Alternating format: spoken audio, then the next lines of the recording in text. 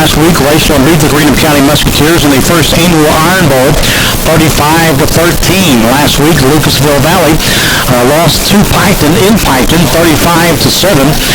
Piketon scored their first touchdown in the first quarter, then scored 28 points in the second quarter. Valley's other score was in the third quarter. Valley also has lost to Portsmouth 32-12 and to Dawson Bryant 41-7. Now, last year on this day in Lucasville, Valley won 28-22. This is game 2 of the series, and look at the conference that Lucasville Valley plays in.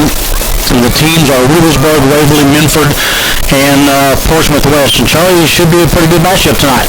Well, we hope so, and it's junior football night here, JFL night at the Raceland Worthington Rams Stadium, if you would. And, of course, always a good crowd here at Raceland, a good crowd across the way from Valley. So, good night for football. It'll cool down a little bit more as soon as the sun drops behind the beautiful Kentucky hills here. Well, I thought it was gone about 10 minutes ago. It seems like it's just hanging in there. In the middle of September. It still feels like it is August. A lot of games are going on the area tonight. Of course, we'll be bringing you updates of the Fairview at East Carter game. Lawrence County is hosting Brigham County. And the Boyd County is at Russell. Also, you've got Bath County at Rankin County, and Ashland is at Ironton. Coming up, it's the Rams and the Valley Indians of Lucasville. And when we come back in 2 minutes, we'll get the thoughts of head coach Mike Simmons. And we had the pleasure to talk to Coach Crabtree from Lucasville Valley. We'll do that in 2 minutes right here on the Cool Hits Sports Network.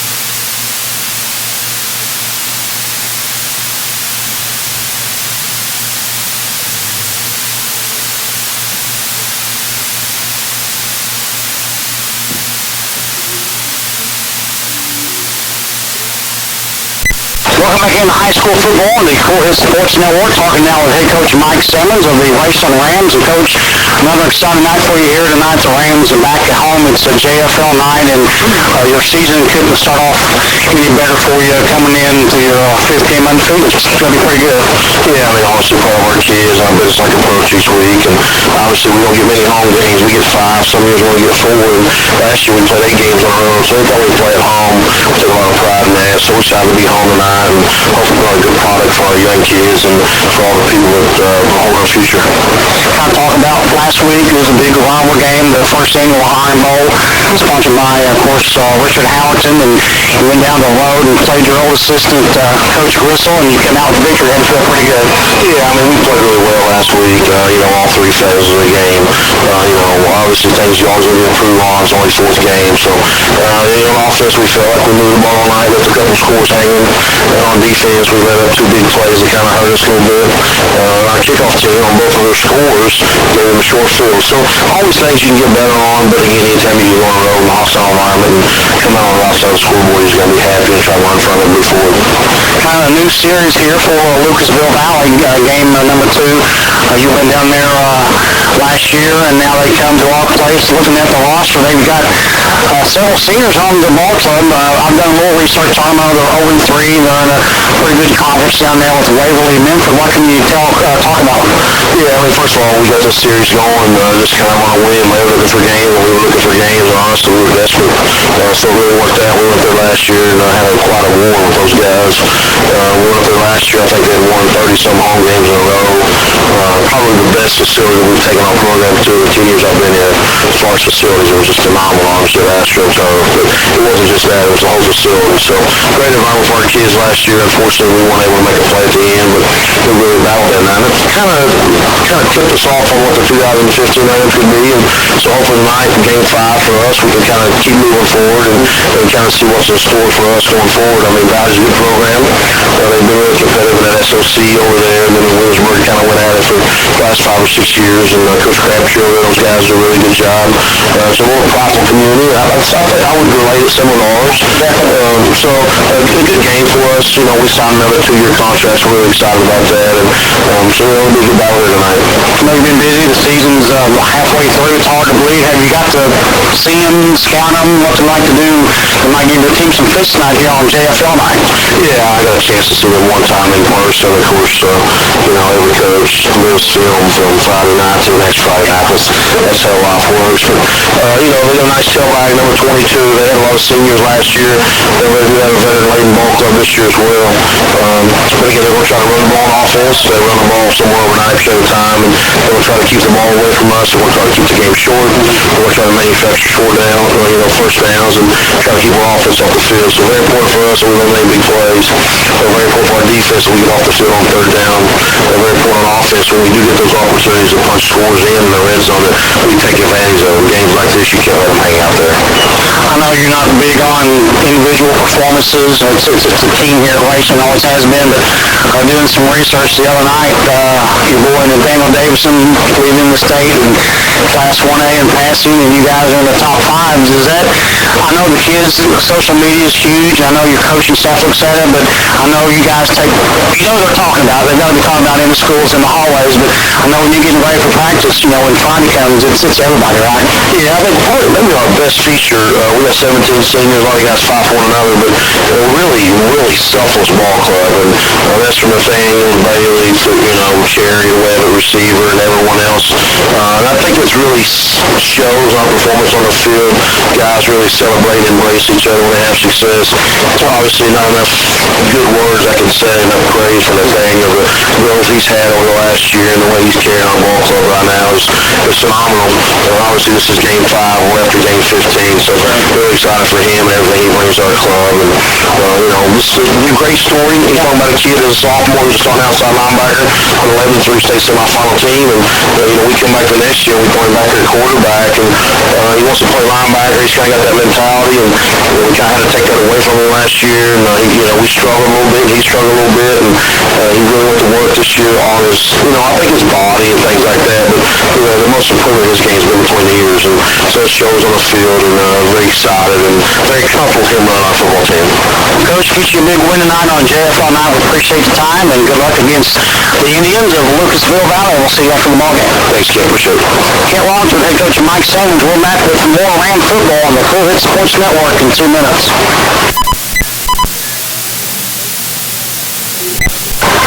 Coach Crabtree in 3, 2, 1.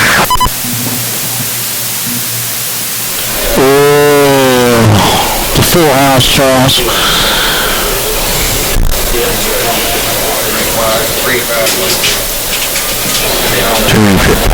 Too many people in there. Yep.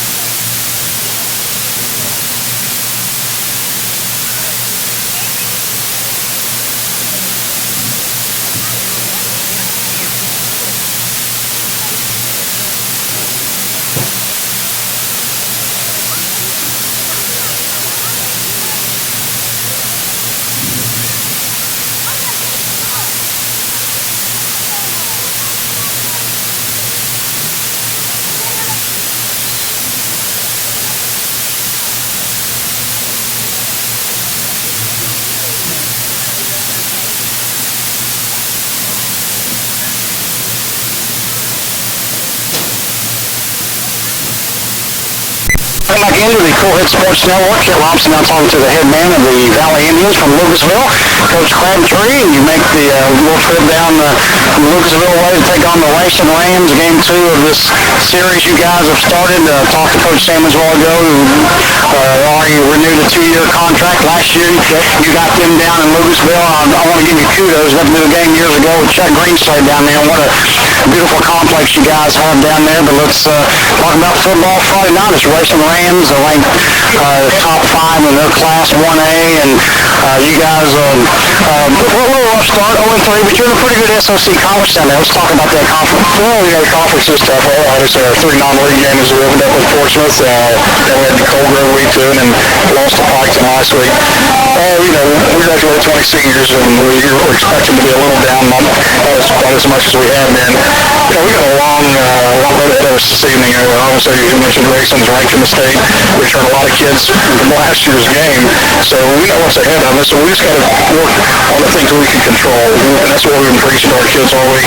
Let's come out and play as hard as we can, see where that puts us. For us to have a chance to win this game, Raceland will have to help us. It's either some turnovers and penalties and mental mistakes and things. But you see games every week. Teams are win a game they're not supposed to. Somebody doesn't show up until halftime or whatever, and that's what we're trying to get into our kids tonight. Is let's come out and play our best game of the year. We haven't played well yet this season, and again, the inexperience is an excuse that we're trying to use it. We've had 3 scrimmages and 3 games. We're getting experience. It may not be the kind we wanted as far as the losing part of it, but it's why you play. And like you said, we already got that. We're up for 2 more years with these guys because they're a quality program, and it's going to be. Hopefully, we can get back to the level where we had a game like we had last year. I think it was 28-22. We were fortunate enough to win, and that's the kind of game we want each year with these guys. And it's a good feeling when you can walk off ahead in that game. But tonight we're going to go out and play as hard as we can and see what happens. I'm sure either you or your coaching staff have seen them on film. They've got the good quarterback back there and the good running game. Offensively, defensively, Coach, a couple concerns coming into tonight's game that might throw some fits for your ball club. The triple training of offensive and defensive line is a big factor for them. They get a lot of kids on the field. Obviously, the quarterback's as good as advertised. Running back 33 has been as good as anybody we've seen this year. And they do things well. They don't beat themselves. For us to have an opportunity to stay in this game, we've got to eliminate big plays. That's killed us on the defensive side of the ball. Coach Crabtree of Lucasville Valley, back in 2 minutes on the Cool Hit Sports Network. This competition reflects mutual respect among all participants, fans, and officials. Coaches have certified that their players are legally equipped and uniformed to the NFHS rules. Good luck. Have a great contest. Now the officials for tonight's game. Referee is Lloyd Wright. The umpire is Kevin. Shane Ramey. Head linesman is Jeff Callahan. Line judge is Joe Billman. And the back judge is Matt Bussett. I just don't hear Shane Ramey. That's for another last name. It's Kevin Shane Ramey, but I didn't know it was Kevin.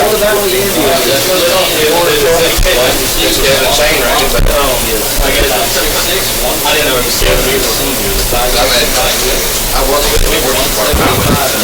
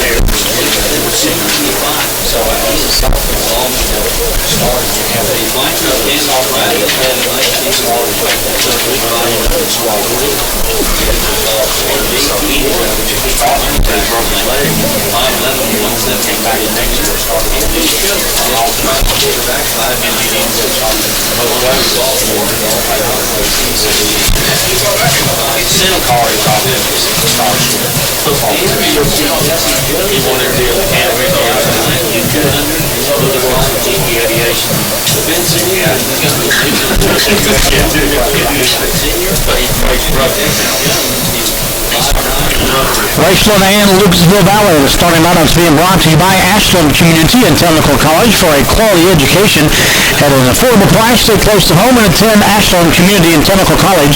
Success starts at ACTC. For the Valley Indians, at one tight end will be number 16, Austin Lospeach. At the guards position will be number 60, Hayden Rogers and Dylan McIntosh. Your center will be Nick Crabtree. The other guards will be Heath Greathouse, Nathan Rio, and your tight end will be Levi White. Your quarterback is Andrew Schopp. Your flanker will be Tanner Spradlin, and your running backs will be Jesse Jones and J.T. Ward, and also seeing time will be Dalton Howard. For the Raceland Rams offensively, at the wide receiver position will be Trey Mills. Your front line will be Jared Mattis, number 51. One guard will be Alex Willett. Your center, Cole Tanner, number 64. One guard will be Logan Mock, Jake Dixon, one end, and on the wide receiver end, John Cherry as well. In the backfield, Bailey Walker wears number 33 along with Damon Black, and your quarterback will be Nathaniel Davison, and also you'll see a time as well from Cameron Webb and Judd Atkins. The officiating crew tonight being brought to you by Tri-State Ophthalmology. For complete eye care, see Dr. John Gross, Dr. Carter Gessler, and Dr. Josh Daniel. They have the reputation for excellence, unmatched eye care. That's Tri-State Ophthalmology. The referee, Roy Wright. The umpire, Shane Ramey. Head linesman, Jeff Callahan. The line judge, Joe Billman. Back judge, Matt Tussey. Back to the kickoff in 1 minute on the Cool Hits Sports Network. Gonna be a little late. They ain't gonna know. Next round would like to receive from the Indians.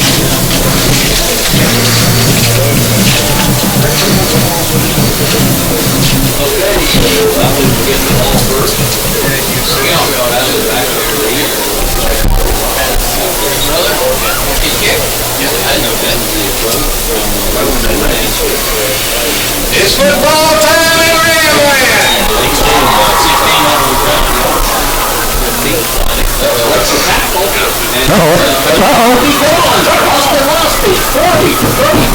Are you serious? They're not going to catch him. No flags. Your touchdown run back by Austin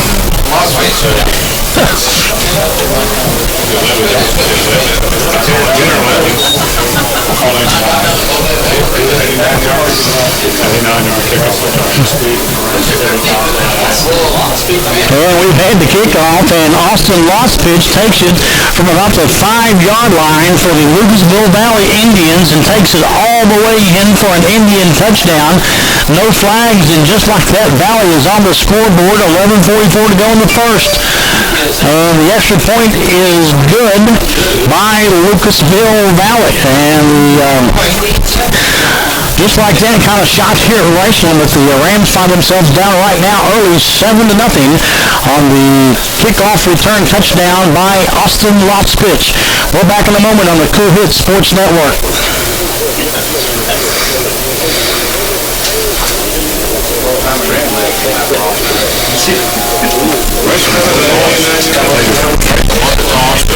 Yeah.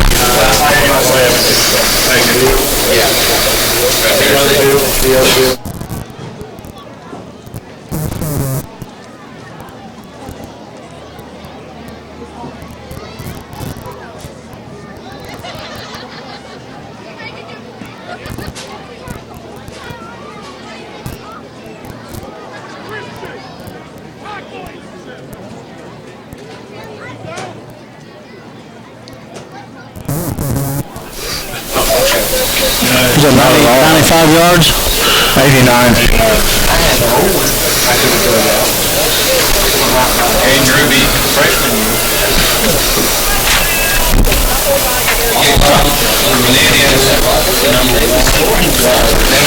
Well, an early start here at the Carter Caves State Park broadcast booth. The Rams won the toss, but they deferred.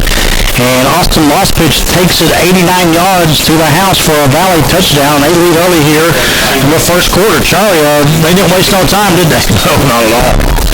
So the kickoff will now go to number 1. That will be Damon Black for the Rams. Let's see what the Rams can do here on their first offensive series. We want to mention that the kickoff was brought to you by Our Lady of Bellefonte Hospital, helping you kick your illness with the best care in the tri-state.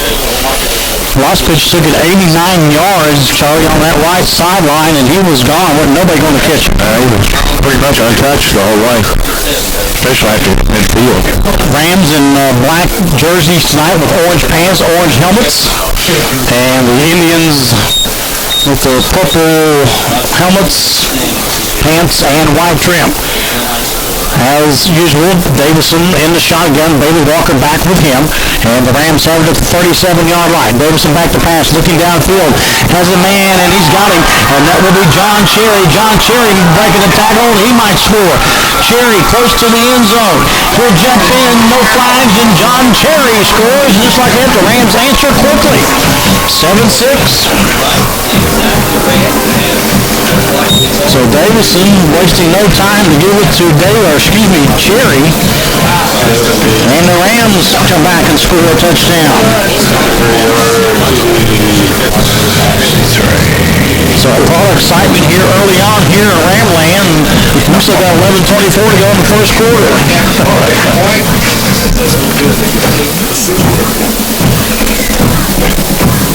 Try the extra point now.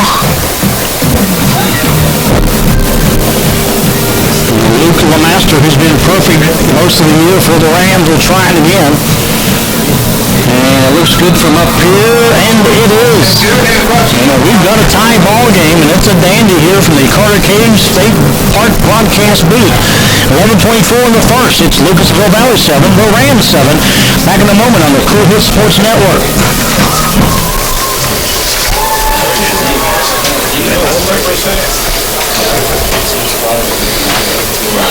How many yards is that? 63. I'll be asking you. I will tell you. Makes me sound better.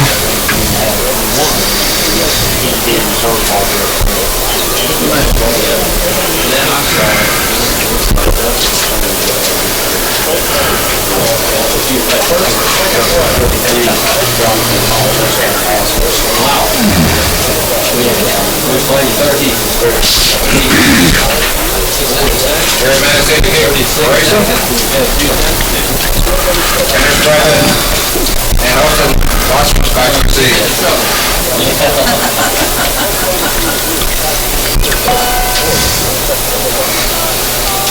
the scene.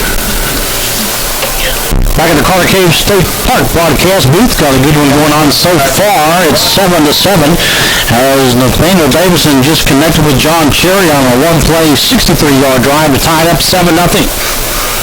7-7, excuse me. Here's a kickoff to Lucasville Valley. On the right side, that'll be Tanner Spradlin, and this time the special teams of the Raceland Rams stopping. So Valley will take over on downs now. First down and 10. We're tied at 7. Good start for both teams, Charlie. You better believe it. Here, just a little over half a minute gone, and already each team with a touchdown, and in a dramatic fashion, if you would. Yes. Good crowd again here on, as always, on the Rams side. JFL night tonight. And Lucasville Valley's got it at the 27-yard line. Shope is your quarterback. Two-man backfield. And handoff goes up the middle to the running back. Not much there for the young man. That was Jesse Jones. He'll be your fullback tonight for the Indians. Second down. Blake Witt making the stop for Raceland. No gain on the play.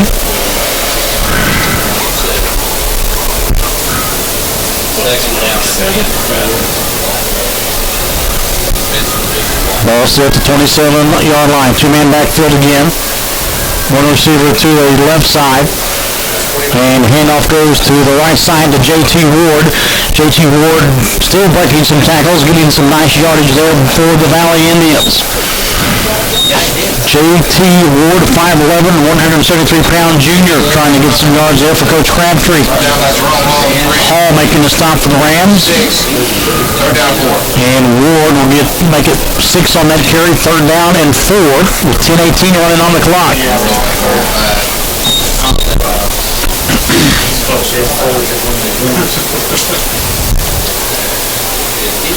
Two receivers and two-man backfield again for the quarterback, Shope.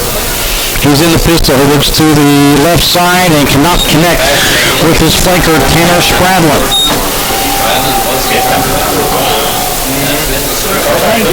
So they bring up punt time now for Valley. Back to receive the punt will be Cameron Webb. Kickoff, fourth down. And your punter will be Andrew Shope. Is Judd Atkins. No, fourth down. It's actually Cam Webb. So Shope will be your punter and Webb back to receiver. High snap. Gets off a nice punt.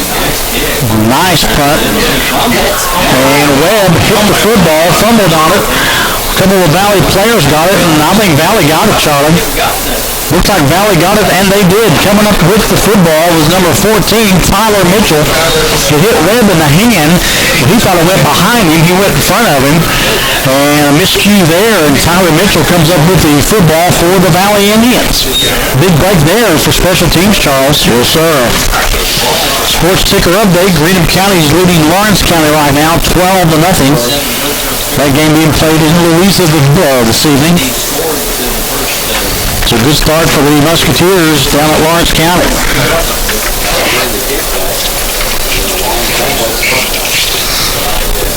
So Lucasville Valley will get it at the 31-yard line. First down and 10, Shope in the pistol. And he's looking to pass, and it's knocked down.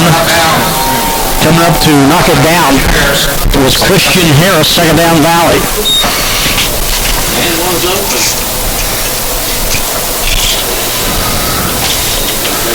So special teams right now has played a big part in the ball game. The kickoff return by Lucasville Valley, and then the miscue by Webb has Valley at the 31-yard line. Clock stop, 9:44, second down and 10.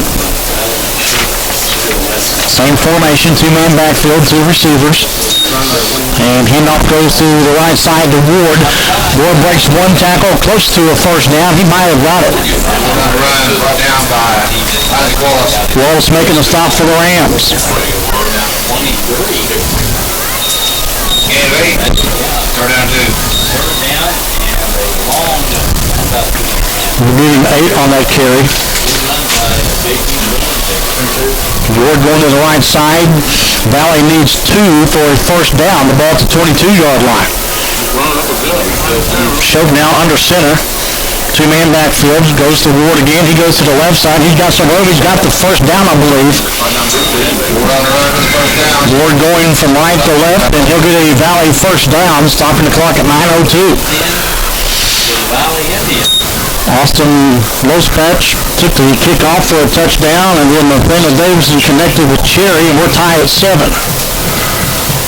Los Peach, I'll get it right eventually. Ball to 15, and Valley knocking on the door. In the red zone. Shope to Ward. Ward cuts up the middle and tackled nicely there. Brought down. Looked like it was Blake Witt, your linebacker for the Rams, making the stop. He saw a big hole, but the Rams clogged it up with about 3 players as he crossed the line of scrimmage. Valley's front right now, Charlie, doing a good job opening up the holes, if you would, for JT Ward. He's been the main runner so far here in the game. Of course, they've got Jesse Jones back there as well.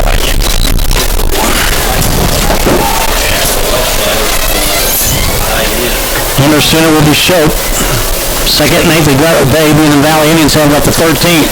He'll go to Ward again, and Ward hit right at the line of scrimmage. Blake Witt once again coming up to make the stop for Raceland. After the ball game, Charlie and myself will pick the Bowman's Auto Center Big Hit of the game for complete automotive and body work. You can see the pros at Bowman's Auto Center on Lexington Avenue in Flatwoods. Clock rolling, 7:35 to go, third and 7. They'll give him 1 on the carry, ball to 12.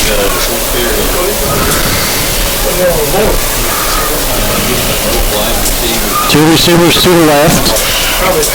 And two-man backfield for Shope. Under center again. This time faked the handoff and throws it in the end zone rather complete to Ward. Down near the one. And Ward takes it to about the 1 yard line. Faked the handoff to Jesse Jones on this little screen pass. And a little pass out there to the left, and Lucasville Valley trying to get the ball to the 1 yard line. They're getting close. Can't get no closer than that. Nope, they're going to have 4 runs at it, or 4 plays, I should say. Maybe not all runs, but... And we crossed the 7-minute mark here in the opening stanza, all tied at 7. And that's going to be a touchdown for Valley, taken in from the 1 yard line. Who took that in, Cam? Quarterback, Shope. Okay, thank you. Shope, a little, just a quick quarterback sneak, if you will, got behind his blockers, and Shope makes it 13-7.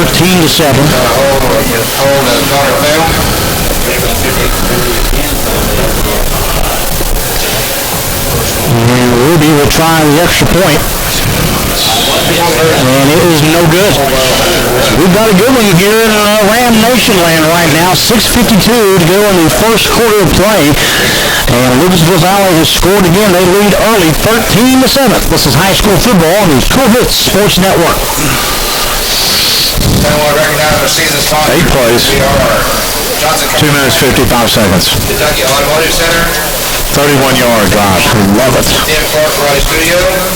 Fairchild Auto Sales. Bobby Hall PBA. This one's playing flat. Water Environment. Our Lady of Alma Hospital. King Stars Medical Center.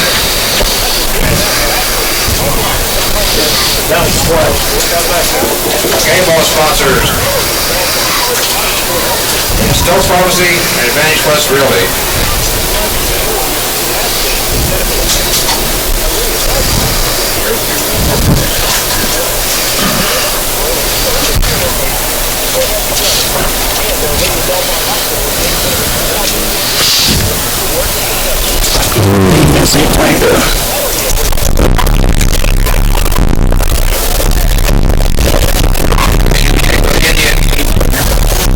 Welcome back into the Carter Cave State Park Problem Kiosk booth. You can call 800-325-0059 to find out all that Carter Caves has to offer.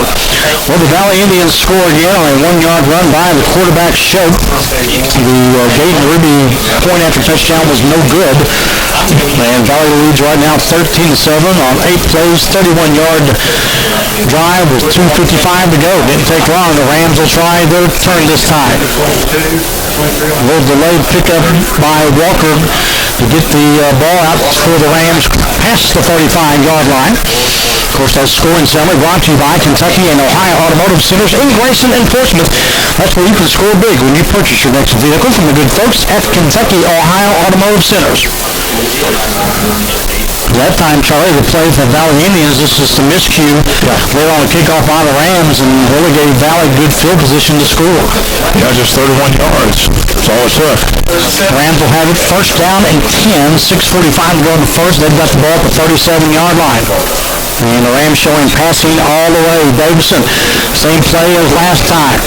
Trying to get into John Cherry. That time overthrew him.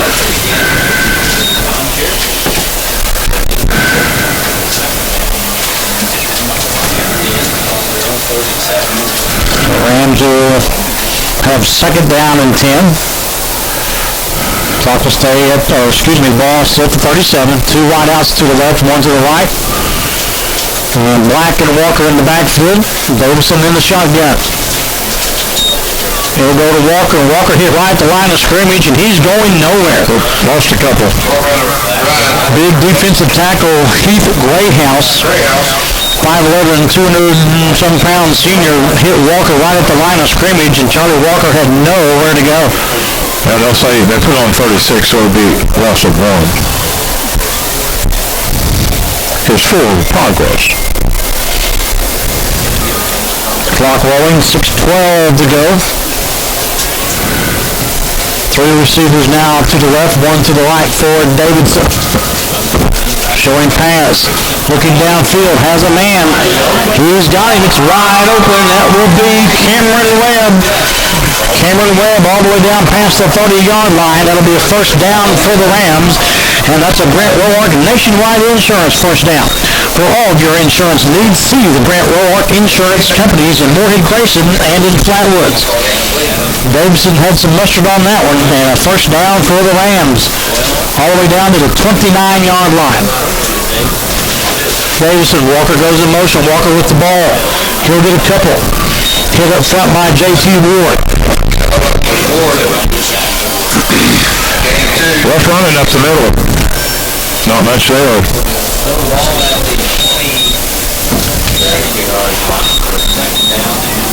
The 2nd and 8. And no huddle for the Rams. Walker in the backfield. Davidson looking to the left.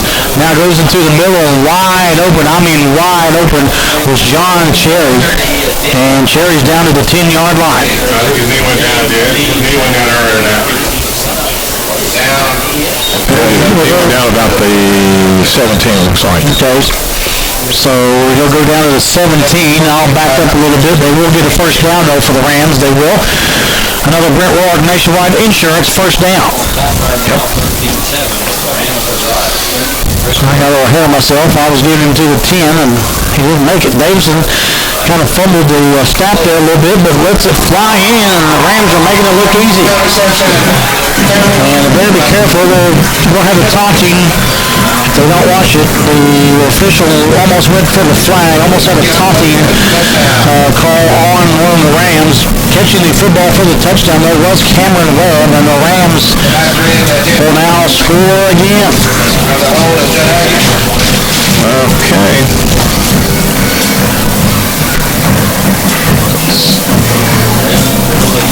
So the Rams will try to kick Luke LeMaster, so he doesn't miss much.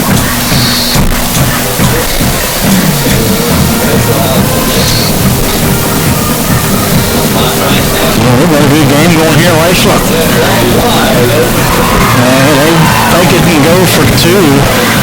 And a little trickery there as they throw it into the end of the end zone to Austin Bays. So the two-point conversion is good for the Rams. We're seeing about everything right now. We've got a good one here in the first quarter. 4:56 to go. And now it's the Rams 15 and Lucasville Valley 13. Back in a moment on the Cool Hit Sports Network.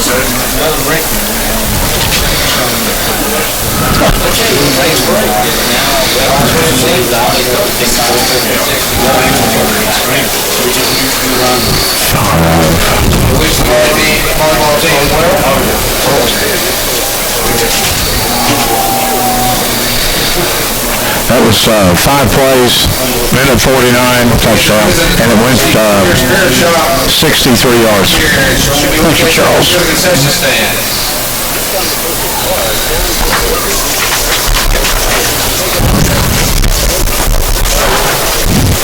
They're trying to play man on man, and they can't do it.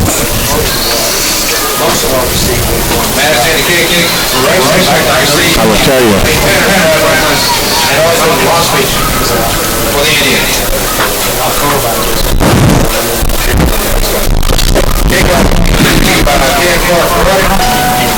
Welcome back into the Carter Cave State Park broadcast with Kel Thompson and Charlie Dunlap. The Rams strike back on a pass from Davidson to Webb on 5 plays, 63 yards, and the Rams retake the lead now 15-13 with a 2-point conversion. 4:56 still in the first quarter of play. Kickoff will go out of bounds. And we'll take it from there. So Charlie, pretty good offensive showing right now, but you kind of mentioned on the break the passing game for the Rams right now. Portsmouth West kind of struggling in their secondary, trying to get to the cover. They're trying to do, well, it looks like a man-to-man, and it's not working because Raceland's just running past them. And running pretty much just a post pattern. I mean, it's just a get and go, so to speak. So Rams up right now 15-13, first down and 10, and Valley will do it at the 35-yard line.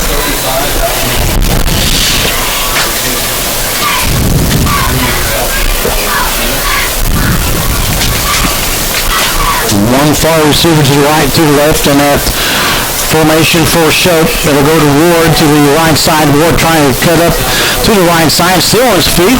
Past the 40-yard line for the Valley Indians. And J.T. Ward. Second on 6. Cool Hit Sports Ticker Update. Russell is leading Boyd right now 3-0 in the first quarter of play. Boyd's carried it 6 times for 30 yards, and they've been all tough yards. Yeah, they have. He's had to work for him. You're exactly right. Valley will have it at the 40-yard line, second down and 5. Okay. And this time, Shope faked it to Ward. Shope trying to keep it. He's not going to go nowhere. There's about 5 Raceland Rams take him down. Leading the tackling was Morgan Carmen, a 5'11 defensive lineman. I've lost some yardage there. Put it back to the 34-yard line for the Valley Indians.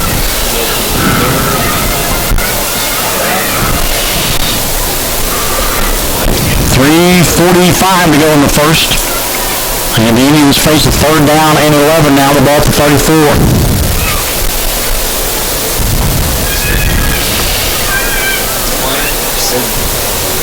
Shotgun formation for Shope. Sprints back, now goes downfield and overthrows his receiver, which was intended for Austin Lospeach, and they just kind of overthrew him. So that'll bring up a fourth down for the Valley Indians. Up next for Valley, they will be back at home taking on East. Then they've got Waverly, they go to Portsmouth West, they got to play Pikeville. Then they go to Wheelersburg, and then they wrap up their schedule at home against Minford.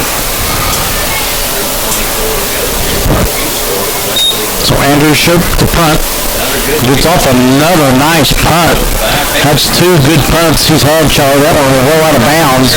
So he's getting some hang time on those punts. Yes, he is.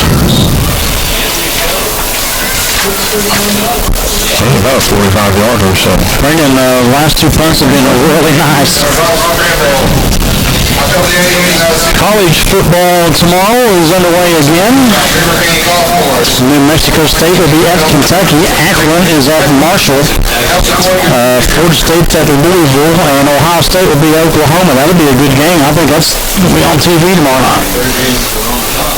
Don't forget to get your... I think we're going to have a water break. It's warm. It was about 88 when we kicked off, so we do have a water break. We'll take it with them. 3:18 to go in the first, and the Rams lead by 2, 15-13. Back in a moment on the Cool Hit Sports Network. What about switching your checking account? With Ashley Credit Union's debit card, you can support your favorite team. Make an eligible.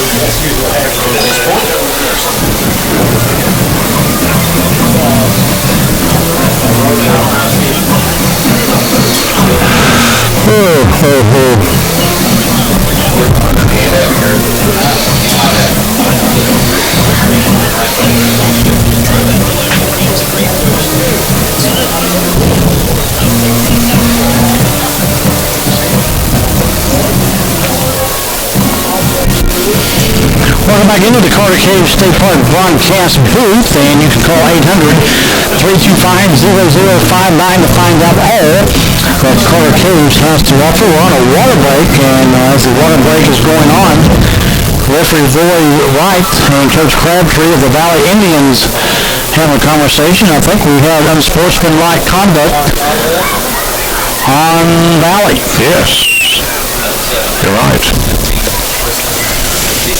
It'll cost them some yardage. So that'll help 15 of them. Raceland's cause up right now by 2, 15-13. Spring Valley is leading George Washington 35-7. I'll tell you what, Spring Valley must be pretty good, because George Washington's pretty good. Out of Charles. That's the Tomcats. Ashland at Ironton tonight. That could be a good game. Well, they lost to Huntington last week, which is the number 1 AAA team in West Virginia. By like 6 points. First and 10, ball to 42. Davidson back to pass, being rushed, still being rushed, and Davidson's going to be sacked. He lost about a dozen yards. Just couldn't get rid of the football. Making the initial stop was Hayden Rogers. Forward progress is to 34, so he loses 8. We must give Hayden Rogers a little shout-out. Our sister stations here tonight, WNXT, and our good friend Roger Gray sitting on the other end. Hayden is his grandson. Good to see you, Roger Gray. 2:39, Rams second and 18. You're right, they lose a few there, Charlie. And Davidson tries the quarterback keeper nowhere that time, my friend. Valley's defense coming up to make the stop. That was Dylan McIntosh, defensive tackle. Fairview now leading East Carter 12-6 in the first quarter of play. Your Community Trust Bank sports ticker update. Building communities built on trust, member FDIC.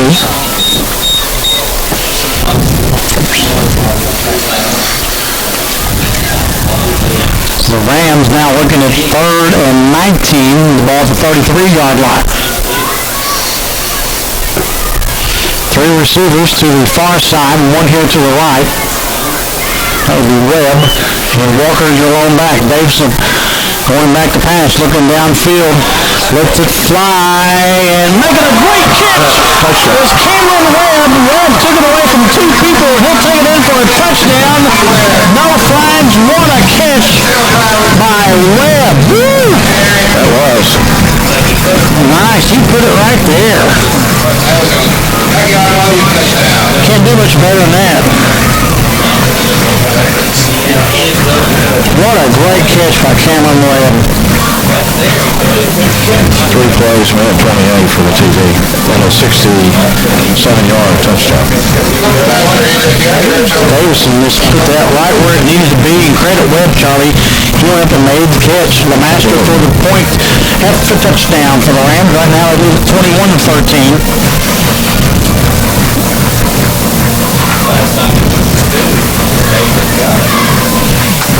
The Masters kicks looks good from where we are, and it is. The Rams strike again with a minute 39 to go. They're up 22-13. We're back in a moment. This is high school football on the Cool Hill Sports Network. High school drinks and good things to eat. And girls softball. That was nice. I'm not a softball deal. That's crazy cupcakes. Do that so when you're finished with your concession that you put your grass. You can't look at the deal.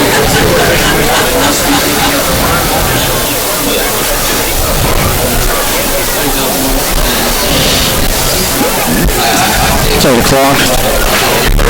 Have been brought to you tonight by I wouldn't even try to run it. I just throw it all the time. I can't guard it.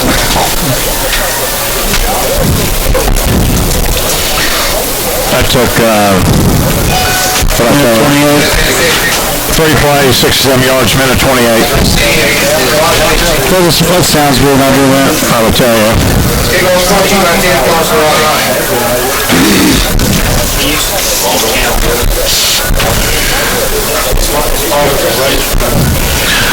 Back at the Carter Caves State Park broadcast booth, the Rams strike again. We'll tell you about it in a second. Here's the kickoff.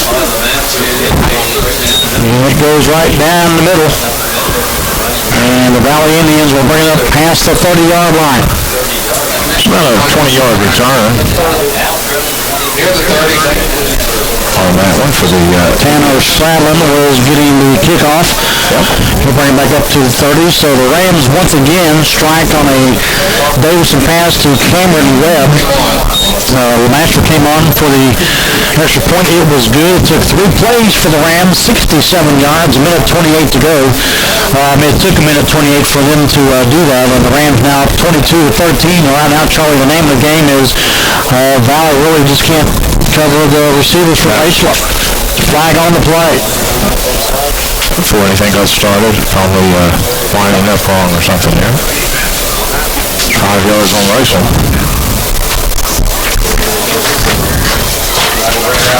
There have been offsides. Not too many penalties so far in the ball game.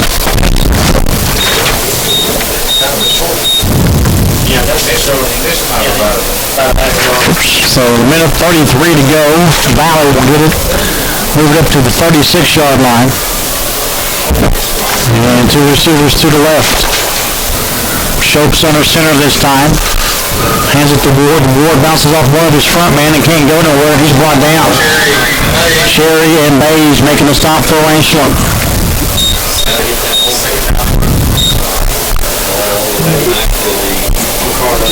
Loss of 3. Loss of 3.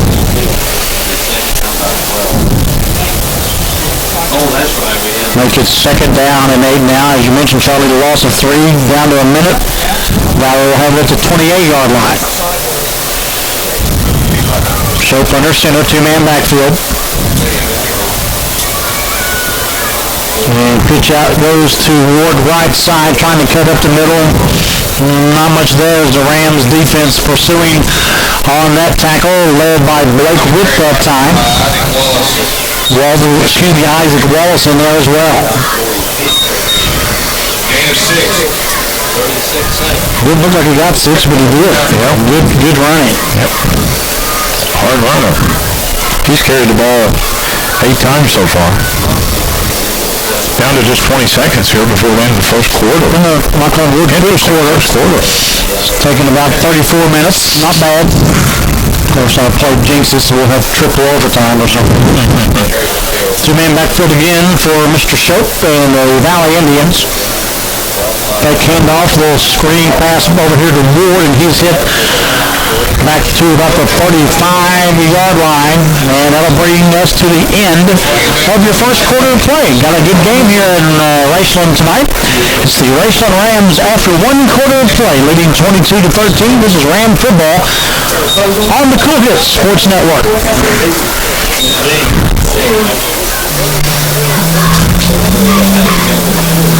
Our season sponsors are Johnson Chiropractic.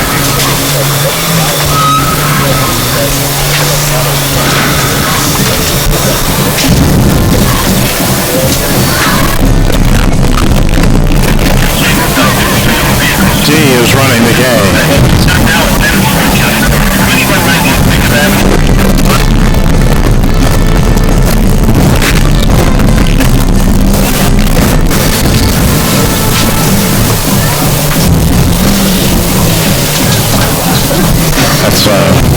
I think it's sticky. Bentley? Or Jim.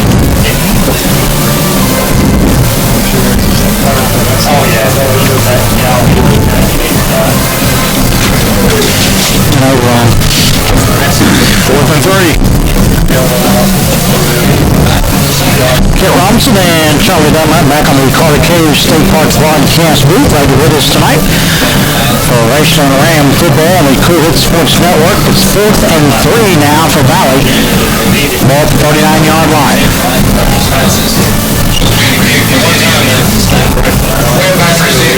We're back to receive the punt from Shope. Gets off another good one. That's 3 in a row. That's going to take an Indian bounce. And we'll go inside the 20-yard line. That's where the Rams will take over.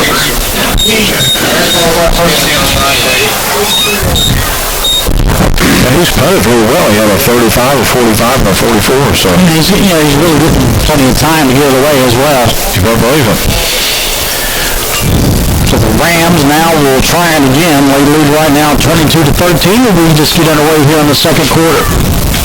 JFL night here tonight at Raceland High School. Don't forget, after our ball game, we'll have the complete wrap-up for you on the Clark's Pump and Chop post-game show. We'll have your final look at your scoring summary. Charlie will have a look at the stats, and we'll get the thoughts of head coach Mike Sammons. Raceland looking to go to 5-0 here in this early season. It's hard to believe this is the 5th game. Davison, passing game is working. He'll try it again, going downfield, right off the hands of Damon Black. And it might have been incomplete anyway, it was, but even if you caught it, Charlie, it looked like he was going out of bounds. He had to turn and wait on it, and that gave the defender a chance to get up there to get a hand on it. As we mentioned, Davidson leading in Class 1A in passing yards, and now I think we know why. Well, I'm going to 212 Already. on 5 receptions. If it ain't broke, don't fix it right now. It's working for the Rams. Davidson coming to the left side. It's Walker. Walker shy of the 30-yard line. Walker, your ball carrier. J.T. Ward making the stop for the Valley Indians.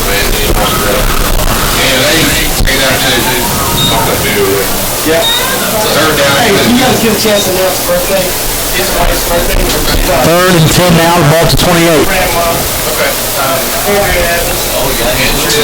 And flags fly this time. I think Raceland Charlie might have jumped. It's against the Rams. They'll mark it off. Good officiating crew tonight. We see these guys all the time, especially in basketball. You got Roy Wright as your referee, Shane Ramey as your umpire. Your head linesman's Jeff Callahan, the line judge Joe Billman, and your back judge Matt Tussick. Good crew. 3rd and 7, the ball's 23 for the Rams. Webb is your receiver on the right side. Walker and Atkins in the backfield, but it doesn't matter as Davison's going to let it fly again. And that'll be a first down for the Rams, connecting to John Cherry. That'll be another Brent O'Rourke Nationwide Insurance. First down, and for all of your insurance needs, you can see the Brent O'Rourke Insurance Companies. We've got one in Moorhead, Grayson, and about 10 minutes from here in Flywoods. Rams wasting no time. 4 receivers. Walker, your lone back. He'll go to Walker. Walker, not much there. He'll lose a couple back to the 40. Not much running room in there. But a lot of filling room. Valley's got some big guys up there on the left front. They're not little... Whitehouse is 225. You got McIntosh 226. Rogers is 250. That's hard to run through. It's kind of like being at a Cool Hits buffet table. Pretty much, especially this weekend with what they got going outside the station. I guarantee you the liaison and Mr. McKay's hit every booth there is. Incomplete pass for the Rams. The pass was intended for a wheel hell right through his hands.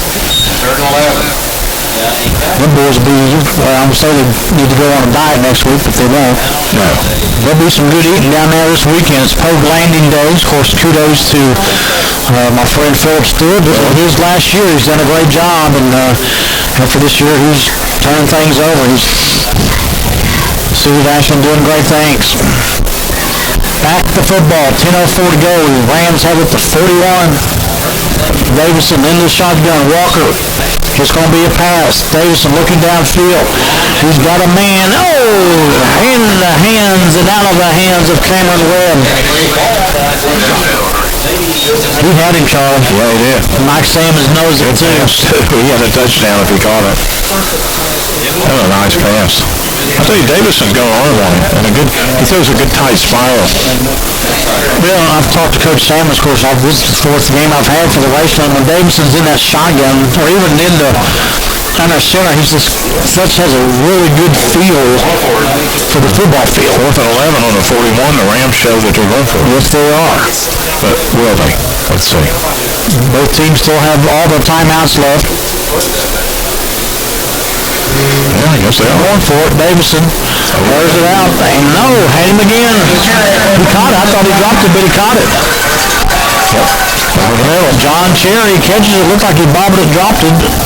He's got another Ram first down.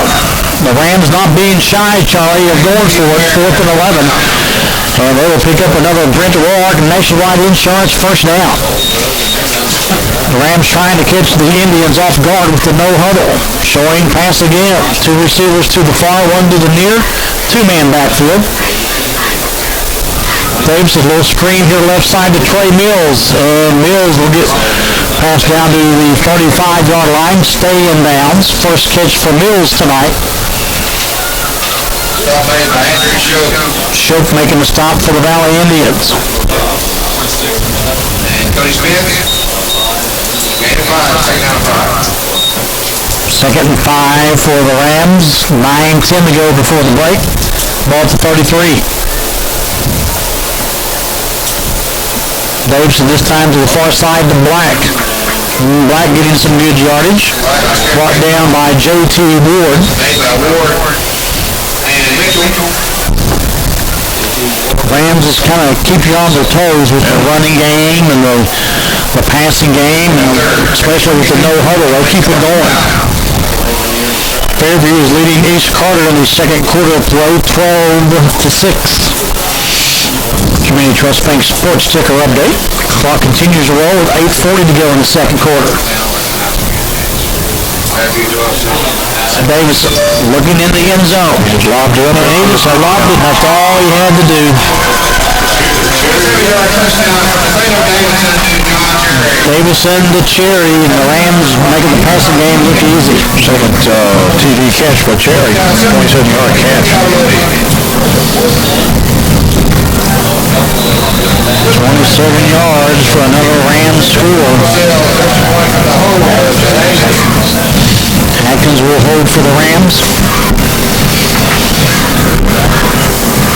And again, LeMaster will try the POT. For Pat. 28-13. LeMaster trying to make it 29-13. And that one won't get through. So, look at the scoreboard. It's 8:40 to go before the halftime break. The Rams lead it 28-13. This is high school football on the Cool Hit Sports Network. 3 minutes, 19 seconds, 10 plays, 81 yards.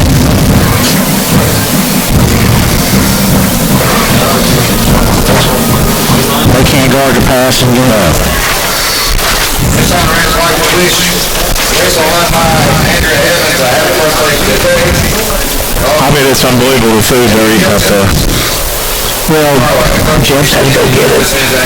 Oh, yeah. This line we're on, it's a cell phone. We're on a cell phone? The number I called, that's a cell phone number. You can hear it. Yeah. Because he's only paying like $20 a month for it. You called the station on a cell phone? To a cell phone? To a cell phone. Yeah. You can hear it. Yeah. Sounds pretty good. It was qualified to receive the Indian. I would tell you. Welcome back to the Car Cave State Park broadcast booth. You can call 800-325-0059 to find out all of Car Caves has to offer. The Rams strike again. We'll tell you about it here in a second. When the kickoff going out of bounds, and the last touchdown for the Rams was Nathaniel Davis into John Cherry on a 10-play drive. It took him 81 yards, 3 minutes and 19 seconds. And Rams, as we mentioned during the broadcast, and just on the break too, Charlie, Valley's got a good team, but right now they just cannot do anything with the Rams passing game whatsoever. Their secondary just unable to control the receivers for the Rams. And the running game, the Rams have not been able to get on track, but you don't have to when you can throw it down the middle and post patterns and throw it over on the side, and you got people to catch it, and more importantly, they can run after they catch it. Graham County now leading Lawrence County 19-6. That's in the second quarter of play. So the kickoff going out of bounds. The Rams will have to kick it off again. Glad to see you're doing much better after your cataract surgery. Glad to have you back. I have half vision now. Charles can see one half of the football field. Now taking the kickoff and getting some nice yardage is Tanner Spradlin, and Spradlin all the way up to about the 45-yard line for the Valley Indians, Charlie. So that would give them good field position. Close to a 20-yard return, and once again he ran past some people, and one thing I've noticed here, Kent, and by no means trying to criticize anybody, if the Rams are playing the Olay, you can't stick your hands out. You got to put the body to them to tackle them. They've neglected that a couple of times here tonight. So each team with 3 timeouts left, and with 8:23 to go in the second. Right now, the Rams up 28-13. And Lucasville Valley has taken a timeout. That being said, I guess they want to use a timeout. We will take it with them. Back in a moment on the Cool Hits Sports Network.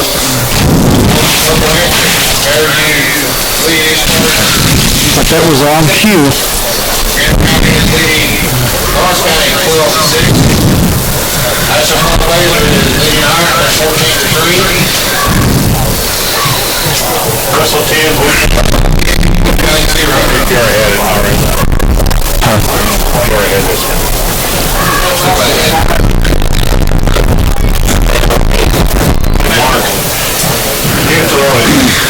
They need to get us a Ashland score.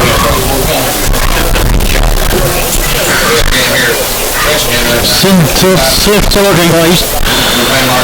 Send them a message. Does Matt got the Ashland score? You got the Ashland score? They said 14-3 Ashland. What was it? You want to take your Ashland? It's 22-0. We ended up losing it 48-44. And we're back to the Carter Cave State Park broadcast booth. Lucasville Valley taking a timeout before we get underway here. First down and 10, the ball to 46.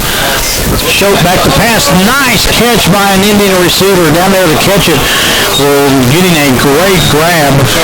That was Christian Breach, the cornerback on defense, but the receiver on offense bringing down a nice catch for the Indians. So Valley trying to show Raceland we can throw the ball a little bit as well. First down, Indians. Takes it down to the 35. First down and 10.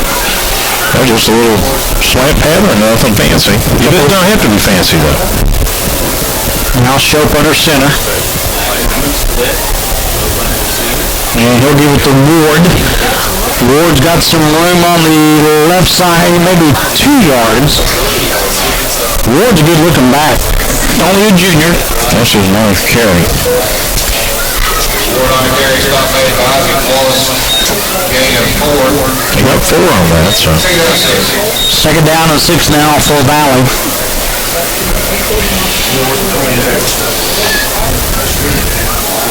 I'll tell you one thing, they're down 28-13, and they're not in a big hurry, are they? 7.5 minutes to go to halftime. Still got a whole half to play as well.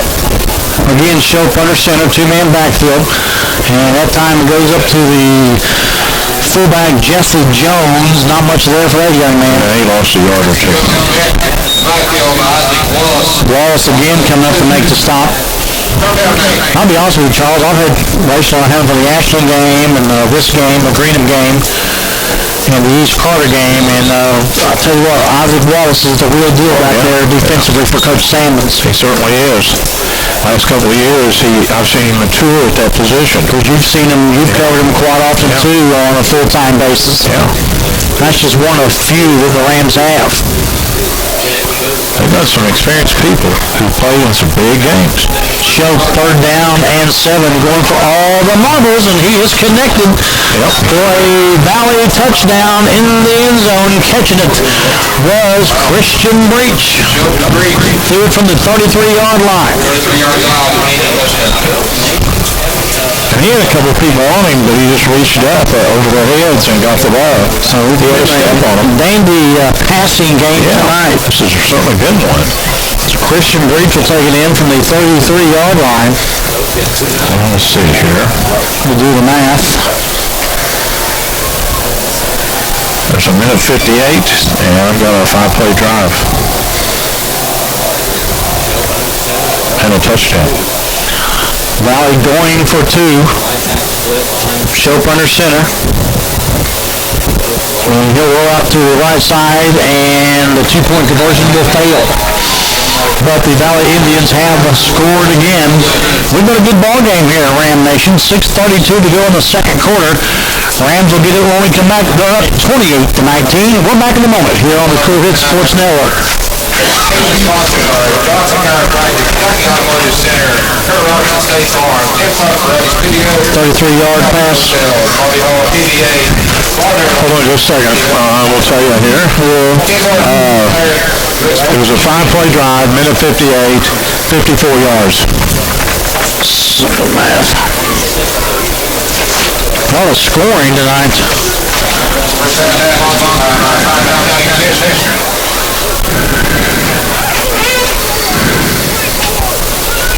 want to thank Ricky Pratt for providing some food to our press box, and also Chick-fil-A for providing food to our press box.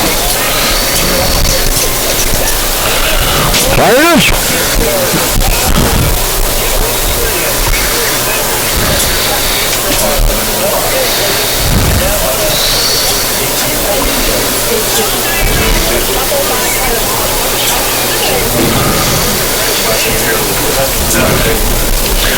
Kent Robinson and Charlie Dunlap as we come to you from the Carter Cave State Park broadcast booth. You can call 800-325-0059 to find out all that Carter Caves has to offer this fall, Charlie, if we ever see fall. So it's going to be 85 and 90 next week. Carter Caves, 800-325-0059. Short kick going to the Rams, but they will come up and get it. Well, around the 35-yard line. It is covered by Will Held. Will Held will get the kick.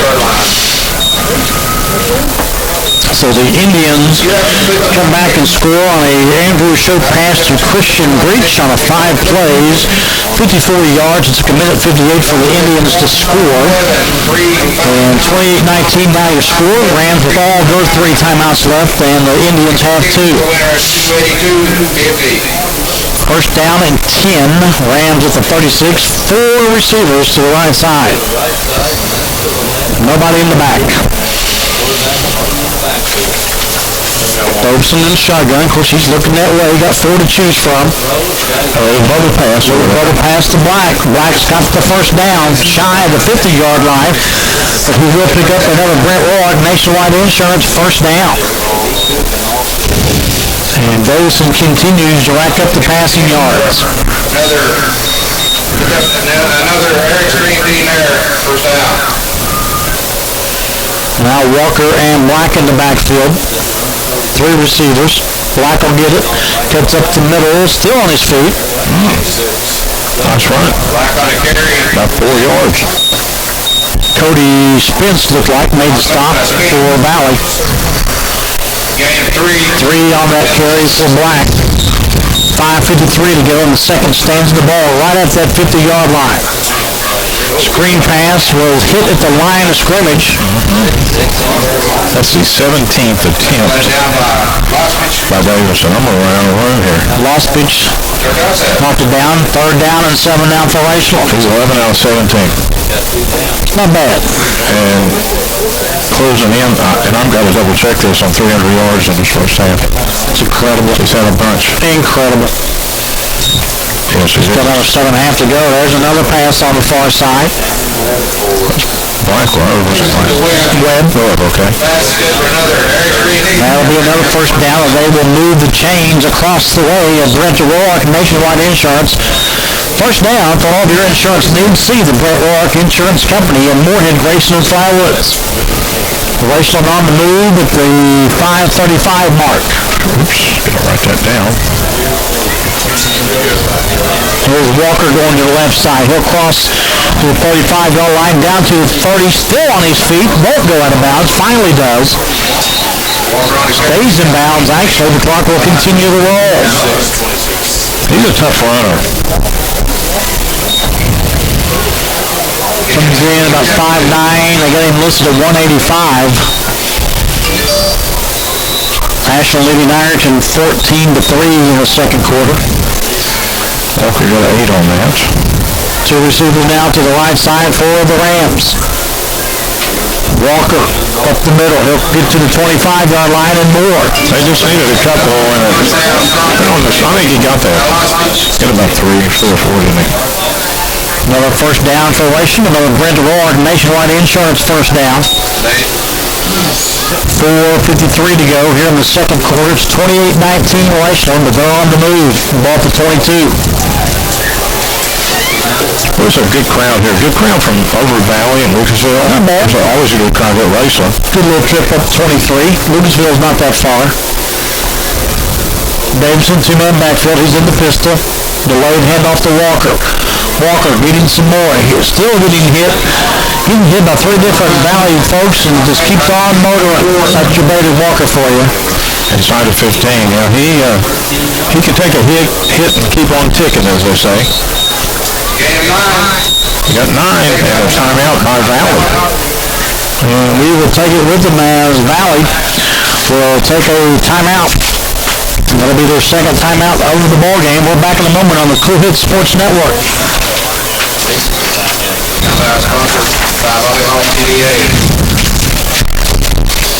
Have you got a running total on Davison? What have you got him with? He just showed up. 284 yards? 284 yards. Oh, okay. That's about what I've got, so I'm close. What's your name announced, Tom?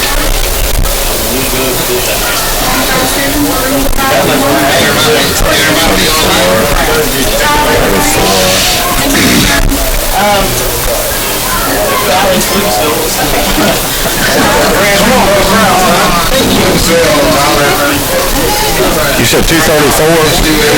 284, I'm sorry. Okay. Thank you. Spend it all one place.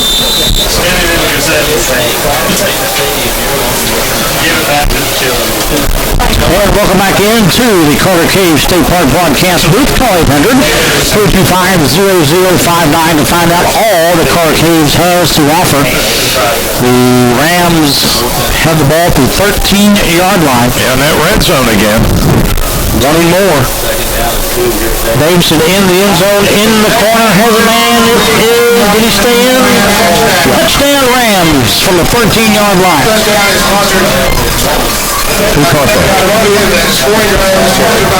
Cherry. Davison to Cherry in the corner. Oh, okay. Cherry. He got right in there as John Cherry. Take it in from 13 yards out. The Rams up again, Charlie. It's been kind of an interesting ball game. Not much on the ground for anybody, but Passing. it's all passing. Here's that extra point attempt. The Master will try the PATs. The Rams lead now 34-19. He missed his last one, but LeMaster this time will nail it through. The Rams up again with 4:08 here on the second quarter play. They now lead 35-19. We're back in a moment on the Cool Hit Sports Network. It was 224, 8 plays, 64 yards, and a touchdown. I would tell you, that's a game. Part of IHOP, all you can eat pancake. Ooh! Please say happy birthday to Lisa Davidson.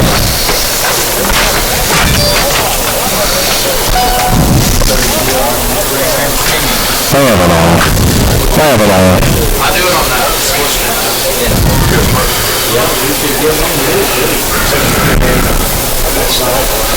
Come on, Flora.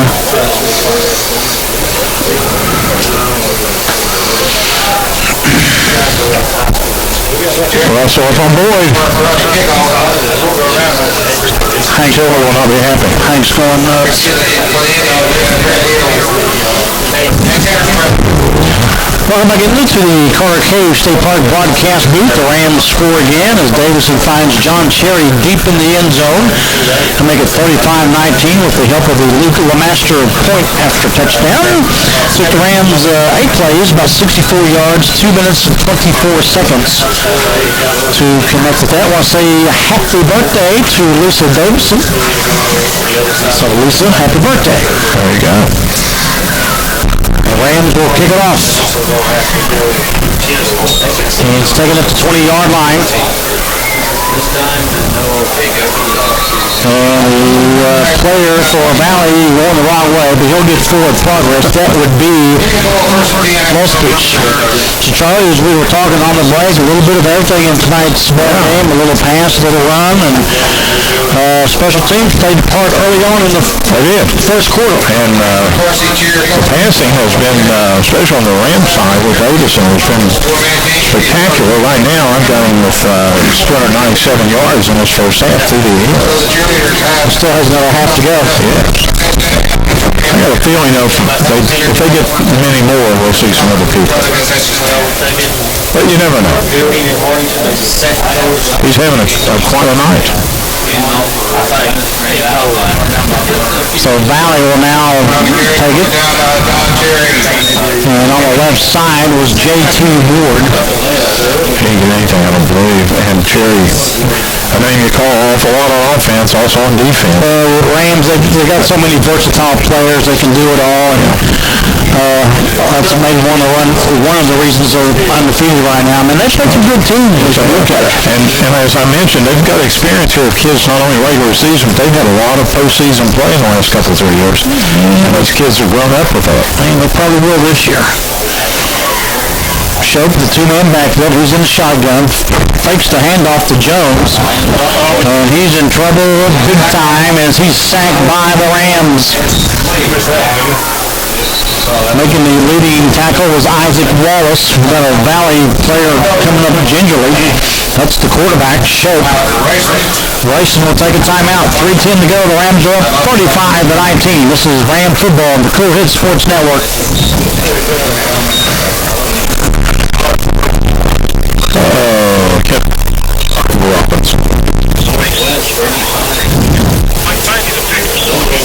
Lewis County bound. Let's stay down there all night. Stay at the hotel there in Mansfield. Just stay with Kidwell. I'm going to call him. I wonder what to do.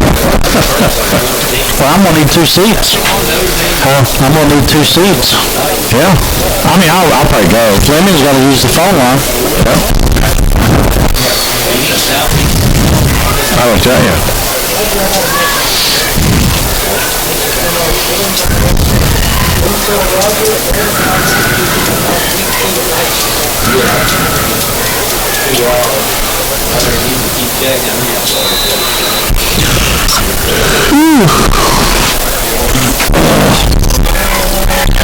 Welcome back into the Carter Cave State Park broadcast booth. 3:10 to go before the halftime break. The Valley Indians have it 21, third down and 19. Shope's in the pistol, one-man backfield. Goes back to pass. Rush is coming on. And incomplete pass for the Indians. Not sure, Charlie, where he was throwing that one to. Intercepted by the Rams.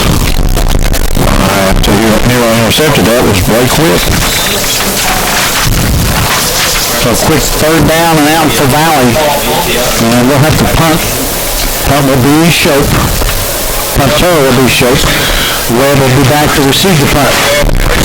He's between the 45 and now staying out about the 50. And he'll go back a little bit farther. And another good punt. Nice punt. Webb gets it at the 40. Tries to cross the field, now cuts back up, and will go down between the 45 and the 50-yard line. Rams will get good field position. 2:53 left in the first half. Rams up 35-19 here at home. Charlie will have your complete wrap-up of the first half stats. We'll take a look at the first half scoring summary, which has been a bunch. There's been a bunch of scoring.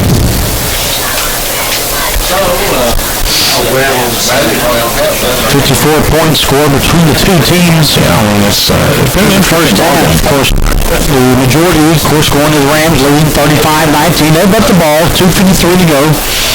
And we'll have it first down and 10. Davison gets a good snap. Being a rush, and now just a little pitch out over here to the left side. Walker was kind of in that safe zone, Charlie, in case Davison got in trouble, which he did. And Walker had to be right there at the right time. Second down 3.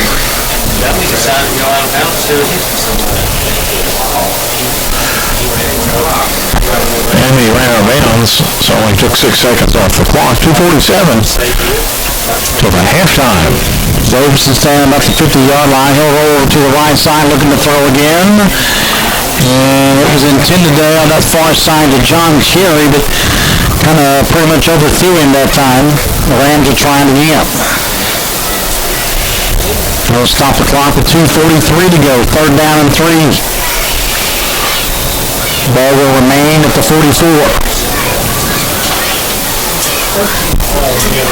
Once again, that no-huddle offense for the Rams. As Davidson stands about the 50-yard line. 3 receivers, 2-man backfield. Walker looking at his wristband. Not Walker. Mills, excuse me. Davidson will hand it off to Walker. Walker cradles it like a baby, crosses to the 40-yard line, down to the 45-yard line. First down for the Rams.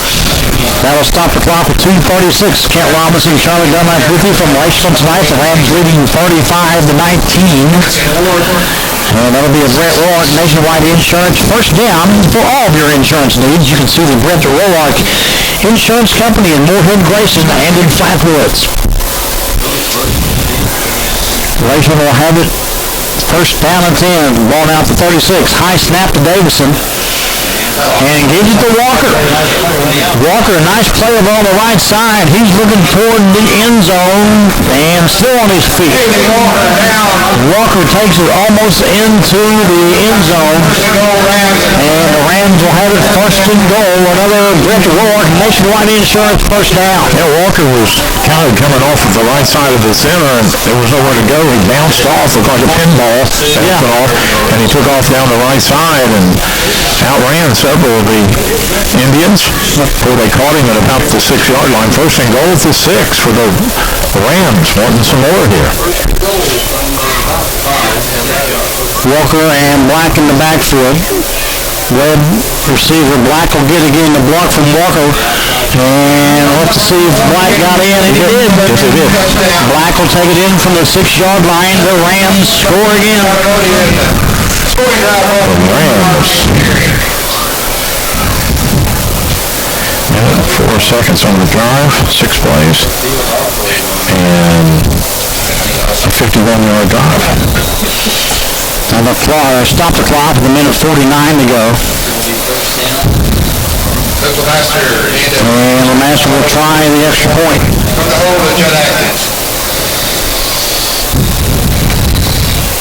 A lot of scoring here. The kick is good. First half, you're right, Charlie. It's now 41-19. The Rams roll some more. The minute 49 to go before halftime. Back in a moment on the Cool Hits Sports Network.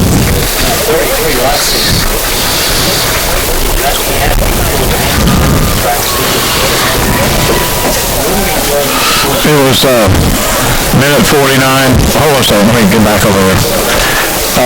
Minute 4, 6 plays, 51 yards. I would tell you. Minute 4. I'm around ink. Their coach is upset.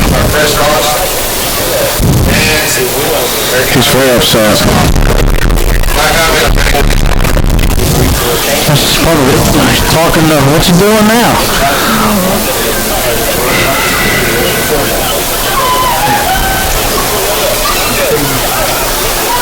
I would tell you.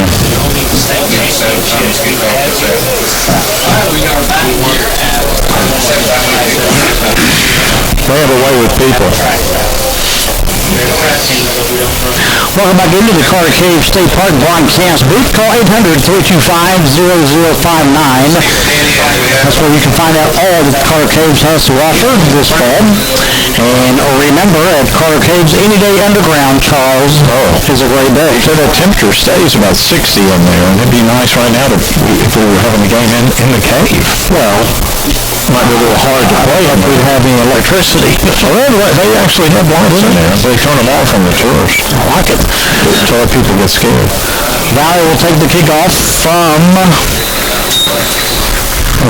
about the 26-yard line. So the Rams score their last scoring drive, 6 plays on 51 yards as Damon Black took it in from 6 yards out.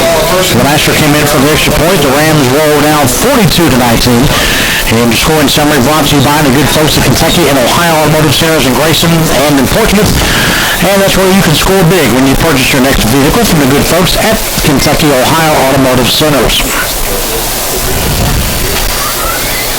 Fairview leading Nice Carter at halftime. I formation for Valley. And Ward on the carry for Valley. Fairview leading East Carter, and all I got was 12, so I can tell you Fairview's leading East Carter 12. It's a partial score. Boyd County is getting beat by also at the halftime, 17-0, and Greenup's beating Lawrence at the halftime break, 19-6. So some good games across the area this evening. Valley at the 26-yard line, second down and 8. Shope under center. He'll give it to Ward. Ward trying to cut up the middle, not much there. Brought down behind by Blake Witt and Fairchild.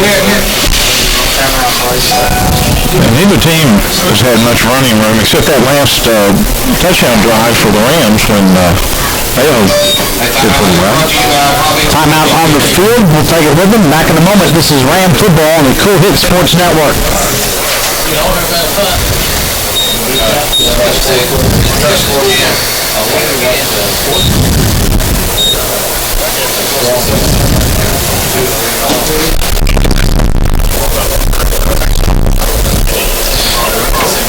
They didn't put the extra point on there. Scores of local interest, Greenup County.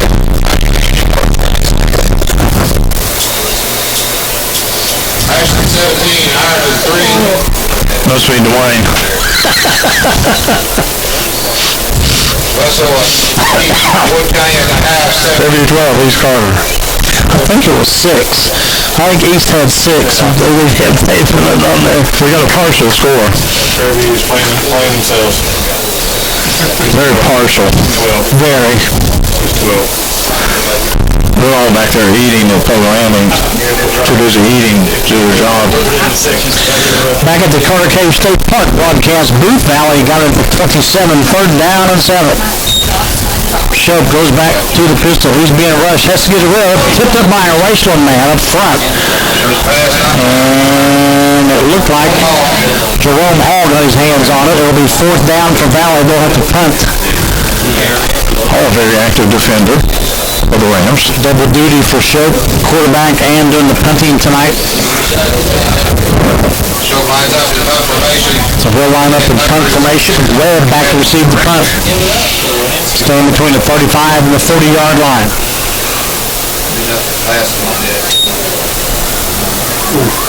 Almost got that one. It was a low snap. He'll go out of bounds around the 45-yard line. The Rams will take over on down, leading right now 42-19. And remember, the Rams have it here, but they also get it to start the third quarter. They wanted to toss and deferred. You're right. They did. They deferred. I have it on the...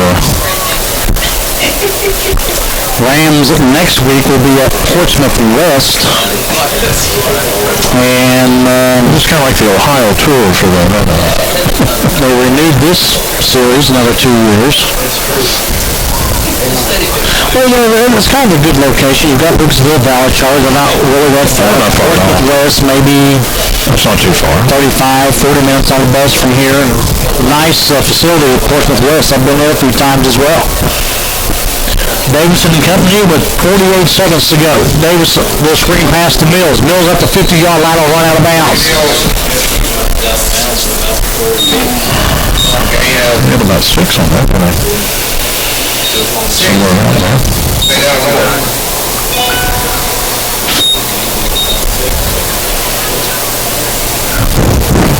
Clock will stop with 43 seconds. Mills did get 6, ball at the 49.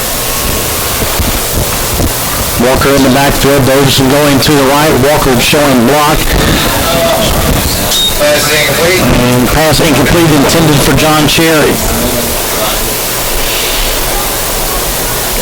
I'll tell you something that impresses me. I'm very impressed with the spire and the arm that Davidson has. But I'm also impressed in the fact he can run to his right and still throw a really good ball. Obviously, has to be one of the top quarterbacks in the state. I would think so. Especially in Class 1A. It's 12-6. It is 12-6. Fairview, East Carter. Okay, thank you, Matthew. Walker up the middle. Our good friend Matthew Sparks, Walker got the loose. independent, he's still going. They can't bring the big cat down. He was hit at about a 35 and takes it to the 40 for a Brent Roark nationwide insurance first down. Bailey Walker would not be brought down in a late flag.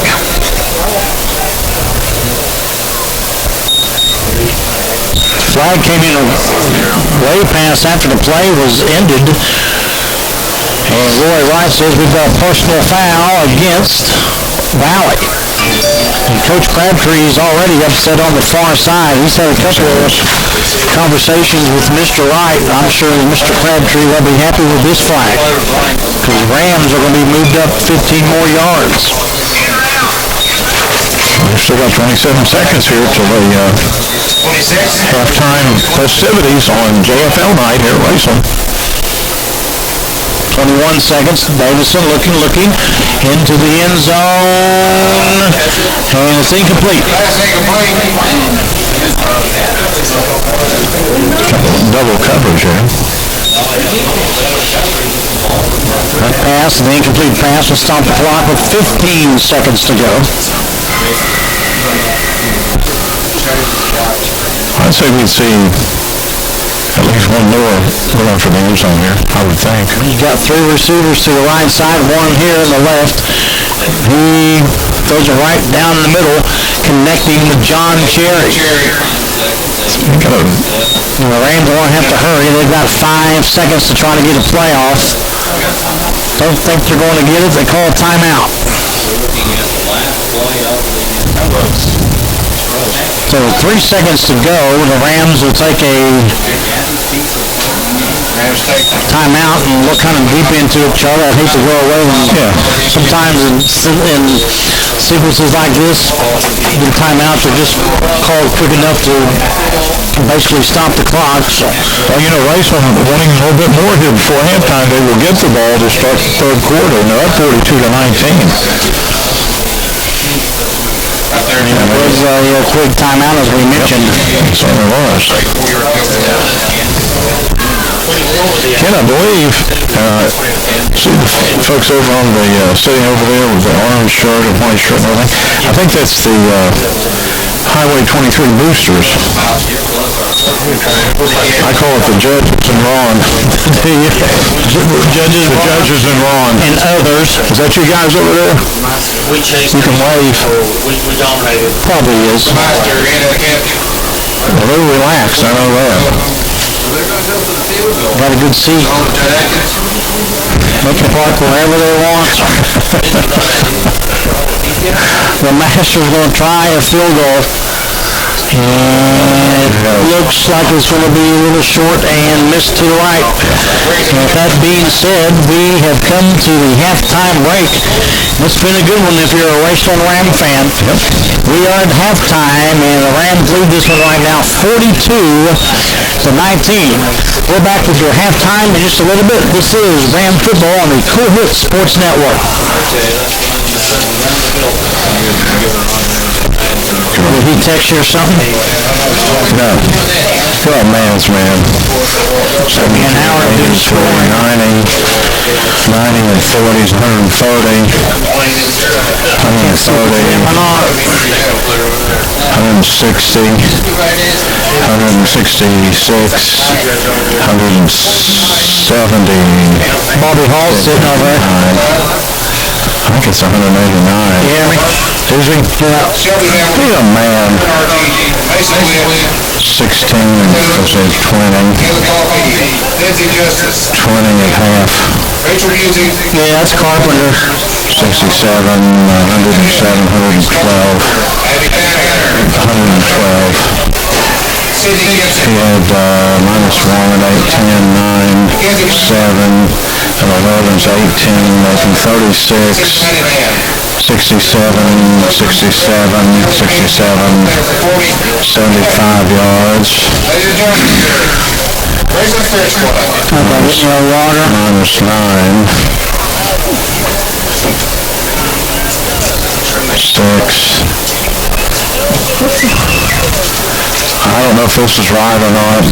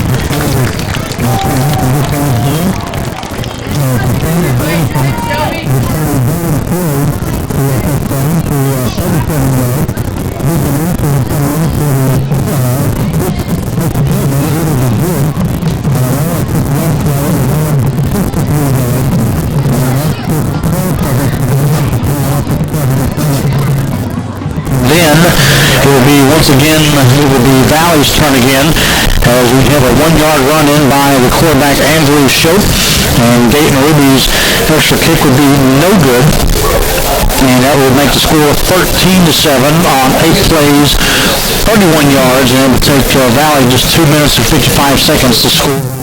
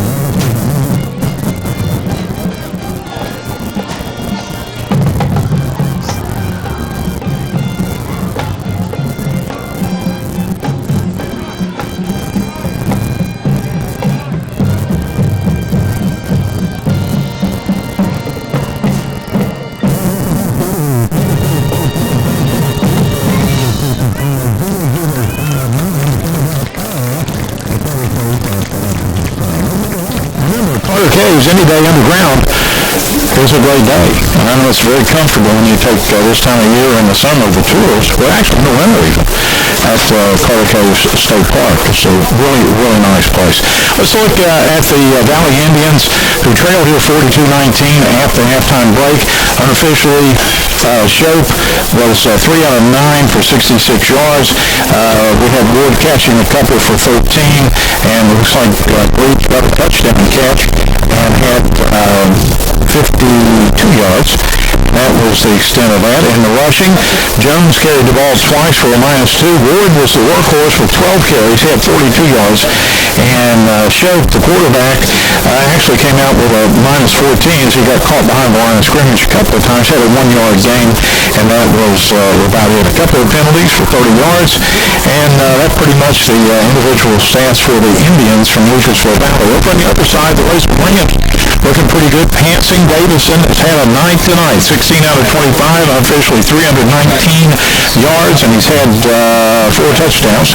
And the receptions, Cherry, who was caught, I've got him with 4 receptions for touchdowns, has caught 8 passes for 189 yards. Black has 3 catches for 20, and Webb has, what have I got him for? 112, it looks like, and a touchdown. And on the rushing part, Bailey was 10 rushes for 75 yards. Davison rushed for 2 times, both times trying to get out of trouble for a -9. Black has a touchdown on a 6-yard run, and I guess that's about it. Back on the receiving part, though, Ken, I didn't want to leave this out. Mills had a couple of catches for 63, and Walker had 1 for 7. That's pretty much it. Raceland only had a couple of penalties for 10 yards, and the Rams had a dozen first downs in that first half, and they lead here 42-19. So we will take a 2-minute break, and we'll come back with a lot more on the Coolville Sports Network.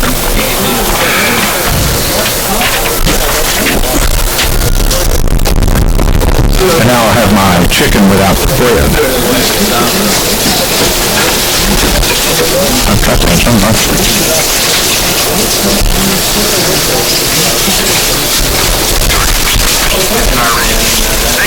I don't know who Curtis is using on the mic. He must be using Roger now. Using us? He's plugged into me. Yeah. But where's the mic? Where's the...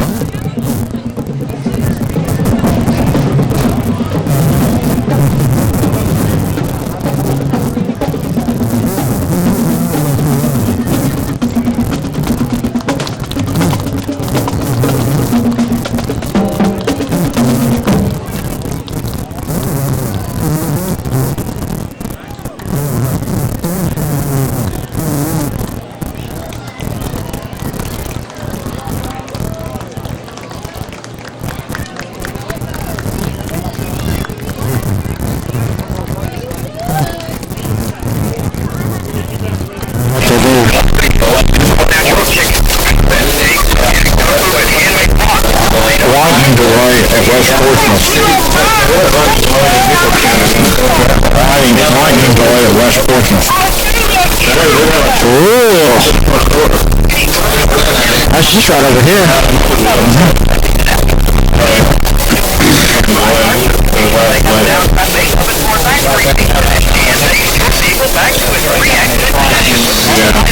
Kind of a 2-minute break to get in.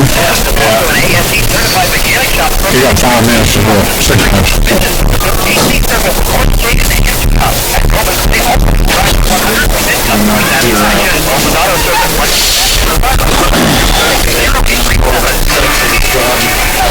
Welcome back into the Carter Cave State Park broadcast booth. You can call 800-325-0059 to find out all that Carter Caves has to offer this fall. Remember, at Carter Caves in-game underground is a great day. I'll remind you once again that the scoring summary was brought to you by Kentucky and Ohio Automotive Centers in Grayson and in Portsmouth. We are at halftime. The Raceland Rams leading right now by a score of 42-19 over Lucasville Valley. Up next, the Rams will be at Portsmouth West next week. And next week, Valley is at East. We hear in the press box that the game at Portsmouth West We were under a lightning delay. If you really think about it, Portsmouth West really not that far from here, maybe 20, 30 minutes, so hopefully the lightning will go the other way. We owe you another 2-minute break, and when we come back, we'll get you ready for the second half kickoff. As the Rams lead it right now, 42-19. Back in a moment on the Cool Hit Sports Network. Not showing anything. That's Huntington.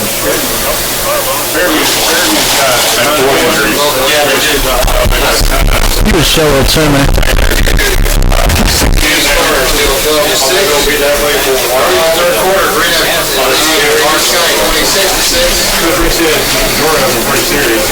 How long they've been out. I saw a thing in the paper that they had a lot of injuries, but he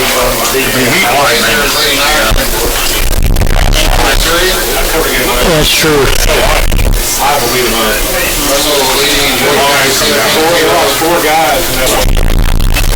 Was it?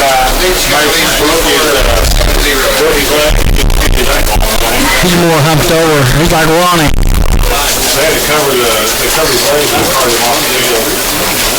leg and just come every which way.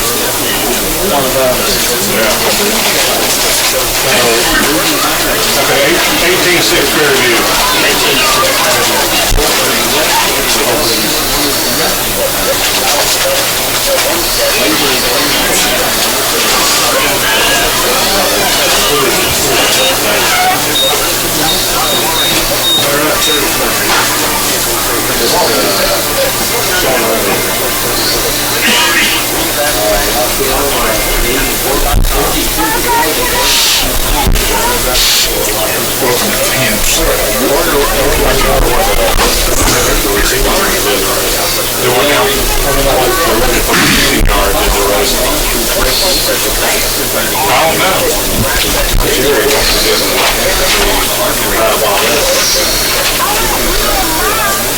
Rams will get it to start the quarter.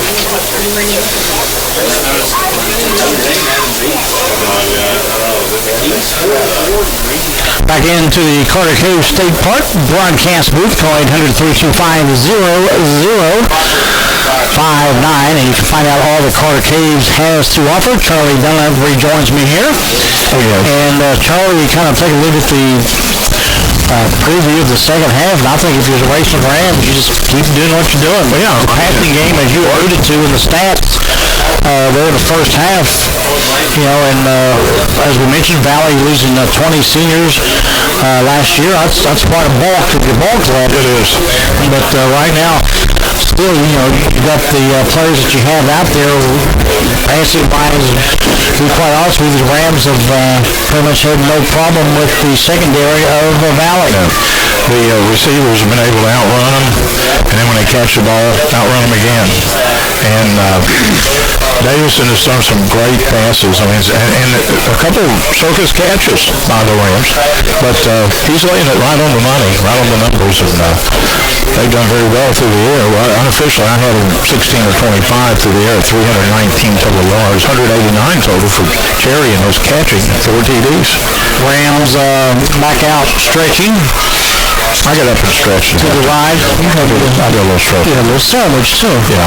Well, you have to do that. I'll tell you what, they treat you well here at Raceland, or you come here, it's like family. We've known all these guys for years, thanks to the Olive Garden. They treat you like family. Athletic Director Bill Farley and the folks here in the press box treat you nice, and you don't go home hungry, I'll tell you that. Well, another thing, I was thinking of this driving down 23 to the game a couple, 3 or 4 hours ago. Here at Raceland, and you and I, of course, were together for their big run back in, what was that, 13, I guess. Mm-hmm. And then we to Williamsburg. Then in 14 and most of last year, I was with them all the way through as far as they went and everything. But here, it's almost like it's an event each game. I mean, it's a lot of pride here in the Raceland Worthington community, and it's sort of it's like in baseball, like Wrigley Field, they have that, an event type thing that goes on, a happening, I guess is what you call it, and that's the way it is here. I mean, people, it's a meet and greet and just have a good time, and of course, when you got a good football team like the Rams have had over the last many years, that makes it even better. The Rams, Poetry is good. definitely love their football. They get here very early. Yep. I would have been here about 20 after 5, the parking lot half full, the grills are going, and the football players are out there doing their thing and getting ready, and it's very nice and very hospitality-wise to get over here. Very nice. Like I said, they treat you like family. You got a great place to work, and we just appreciate all the folks here in Raceland. And look at this crowd here tonight. It's AFL night, and Lucasville Valley's brought a good crowd. But they always on the end zones, around the end zones. They sit over off 23 there. The stands are full here. They really enjoy their football here at Raceland, and the Rams give them a lot to be proud of, and they're doing that right now at 42-19. And the Rams will take the opening. They got the toss of the coin, but they deferred. And man, the way the game started on that kickoff, that 80-some-yard touchdown run by Lucasville Valley, you said, Katie barred the door, but the Rams came right back, and they've dominated since then. You talk about the folks around the track. My late brother Ted Robinson would always call the folks on US 23 that they would be out in the garden, per se. And we've got several folks out in the garden tonight, and you can see a lot down on Greenup as well, but here in Raceland we pull off 23, and actually not a bad seat. No, not really. As you mentioned, the Rams deferred in the first half, so they'll get the kickoff here on the second half, leading right now 42-19. Ready for the third stanza, and it begins now. A short kickoff, go to an up man. That's a 30. And getting the football, getting some room. Looks like it's Austin Bays, and Bays takes it all the way back, brings it all past the 50-yard line, so the Rams will have good field position. That was over about a 22-23-yard return for Bays. So Ruby kicking for the Valley Indians, but Bays will give the Rams a very good field position at the first down and 10 mark at the 48-yard line. 48 of Valley, so they get the short field, so to speak. Here comes the Rams offense, led by the quarterback, Davison. Walker in the backfield, and also now back there, Blake Witt. Witt lining up as a running back. Two wideouts to the right, one to the left, and offsides on Raceland. That was called from the get-go. Another thing they do here, if you notice, it's kind of hard for us to listen to because we're inside the enclosed press box, which is still gorgeous, but the referee is mic'd. Yeah. And that's a good thing. They used to have it where it came in here. You could hear it in here. You could actually hear it when they called it. Maybe Farley would have played a speaker below. Speakers well, yeah. High snap to Davison. He'll give it to Walker. Walker gets hit at the 50-yard line, brought down, I believe, by Ward. They give Walker a nice 3 yards on the carry. I'm going with 78 now rather than carries. It'll be interesting to see. I thought of this at halftime when I was stretching. Yes. If the Rams tried to develop a running game here in the second half, because they didn't have much of one, except for barely 75 yards. They didn't have much of a running game in that first half, but they're going to throw it. Davison reaching out to a receiver on the left side. It was Mills. Mills couldn't come up with it. Ball still at the 50-yard line for the Rams. Third down. Don't forget to stay tuned after our ball game tonight. We'll have the Clark's Pump and Shop post-game show. We finally look at the scoring. Charlie will have the stats, and we'll get some words from head coach Mike Sammons. His team right now leading 42-19. Passing formation again, Charlie for the Rams. Walker, your lone back. Pistol for Davison. Rush is coming on. And he's connected with another receiver. They just make it look easy as John Cherry brings it down to the 35-yard line. Gain about 17 for a Ram first down. And that'll be a Brent Ward, Nationwide Insurance first down. Now let's see here. Davidson just puts it right where they are. Yep. That'll put the Rams at the Valley 35. Hand off this side, or right side rather, to Adkins. Adkins trying to turn and gets got the 35, no gain on the play. Rams, Chargers, and nucleus of players. Adkins, Cherry, Webb, Black, Davidson, you name it, they've got it. They got a nice stable of backs, that's for sure, and receivers. Jerome Hall now coming into the Ram lineup. Coming out will be Jake Dixon. Looks to be okay. Davidson back to pass. Screen over to the left side. He's got his man. Davidson, Cherry. And Cherry catches it at the 25-yard line. And that'll be another Ram first down brought to you by the Brett Roark Nationwide Insurance First Down. If you would, for all of your insurance needs, see Brett Roark Insurance in Moorhead, Grayson, and in Child Woods. The fire department must have got a call. They're leaving. Well, they're trying to doubt Davidson's on fire. Well, I guarantee it. Well, there you go. We'll come down here at the other end of the field. Judd Atkins now your ball carrier for the Rams. Carry, Rams set it down. I need to hear. You get about 7. Clock will roll. 9:44 to go in the third quarter. Kind of mixing it up right now, the Rams are. Run, throw. So hopefully everything is okay. The fire department leaving. Second down and 3. The ball at the 16. Back to football. Far side. Breaking tackles. Oh man, he was brought down. Cameron Webb was brought down and came back up. And he's close to the end zone. Webb fighting down. Stops the clock at 9:20. The ball, Charlie, just like that, the Rams are at the 5-yard line. What do you get on that, Ken? About 15? He was at the 15, maybe 10. 10, okay. Because I think they were at the 15. Okay. Davidson checking his wristband. And Webb's over there on the far side. It's going to be a handoff up the middle. That'll be Walker. And from the 5-yard line, still no signal. You got a couple. I don't know if you got much more than that, but... Gain of 3, stopping. Walker 3.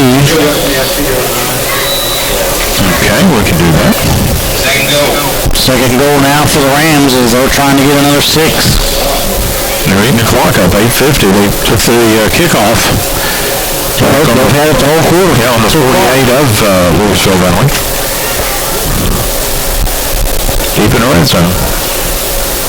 Man goes in motion. Davidson looks to that man. It's a screen pass to the left side to Cherry. And Cherry will go in for the touchdown from 2 yards out.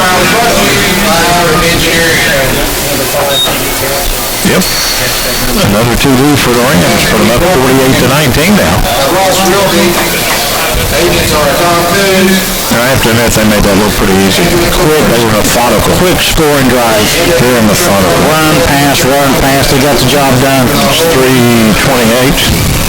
Let's stop the clock at 8 minutes and 32 seconds to go. 3:28, 7 plays. Score now 48-19. And 48-yard drive. And LeMaster's extra point will be good. So 8 minutes and 32 seconds to go in the third quarter. The Rams now lead 49-19. We're back in a moment on the Cool Hits Sports Network.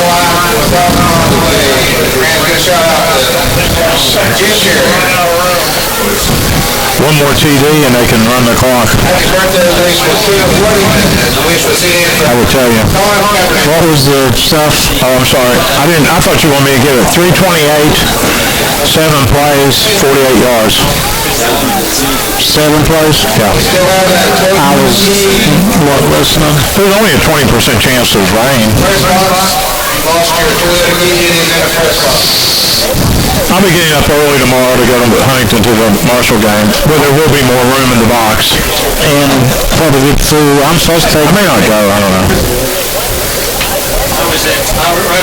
The mentor. He'll be happy.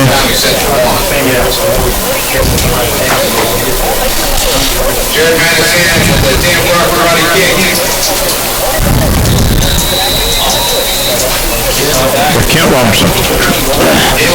Back at the Carter Cave State Park broadcast booth, the Rams now increased their lead to 49-19 with a Davison pass to John Carey from 2 yards out. 7 plays, 48 yards. It took the Rams 3:28 on that scoring drive. Late kickoff. And the kickoff will hit the track, go out of bounds. So it will be Valley taking over on the 35. Community Trust Bank Sports Ticker Update. Greenup now rolling at Lawrence County 28-6. Well, And the Tomcats are beating Ironton at Tanks Memorial Stadium 21-3 in the third. wow. A lot of time to go, I'm sure, in that one. And your Sports Ticker Update brought to you by Community Trust Bank, building communities built on trust. Member FDIC. Valley will have it first down and 10 at the 35. Down 49-19. Shope's in the shotgun. And fakes the handoff to his fullback Jones and will keep it. And go right back to the line of scrimmage. Exactly. Second down. Yep. Really still don't have a candidate, Charlie, for the Bowman's other center big hit in the game. Well, not yet. That'll be coming up in our post game. Of course, you know, for complete automotive and body work, all you really need to do, they're right close by here on Lexington Avenue and Flywoods. See the professionals at Bowman's Auto Center. They do good work. I may have to slap you to beat it here today. Well, we might need something. Get Matthew. No, I'm not going to. Elbow Matthew over there. Show, screen pass, and a great catch by the receiver, this time Spencer Riggs, for a Valley first down. Spencer Riggs, your receiver, bringing it in nicely. Let's see if we got a first on that. That'll put Valley right at the 50-yard line with 7:37 to go in the third.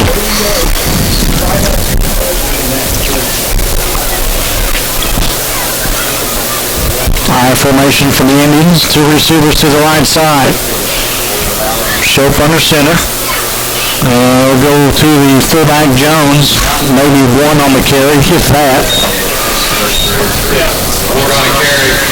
Excuse me, it was Ward. That was Jones. Okay.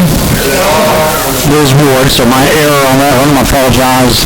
Yeah, well, man, 13 carries, 44 yards now for the Indians of Valley. Ward's a good little running back. Yeah, he is. He's tough. He's coming back. He's only a junior. And as you mentioned early on, the Rams have signed another 2-year deal with this Valley team. And Valley's got a very nice facility down there. I don't know if you've ever been down there. I've never been there. It is fantastic. Shope in the shotgun. Two receivers, two-man backfield. Shope from the 45, letting it air out, and it's almost picked off by the Rams, number 19, Josh Clark. He Had his hands on it. had his hands, he got it knocked down, but almost had an interception.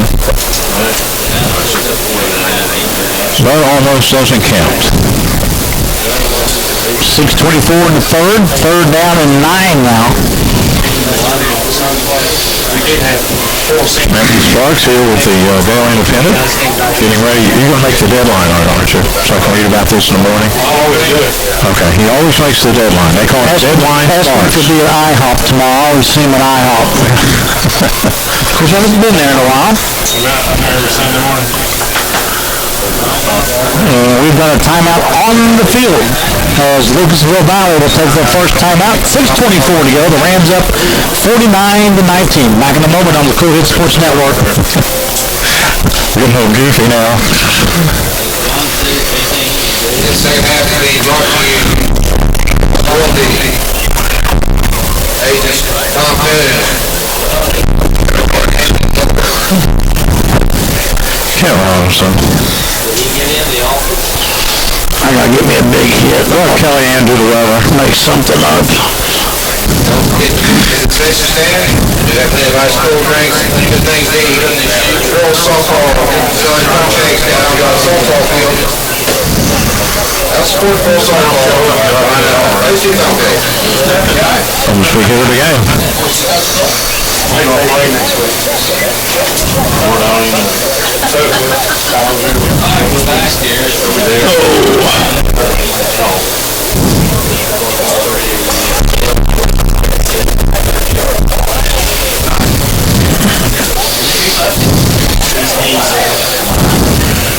Valley 3rd down and 9 as Jones will go to line up as a receiver.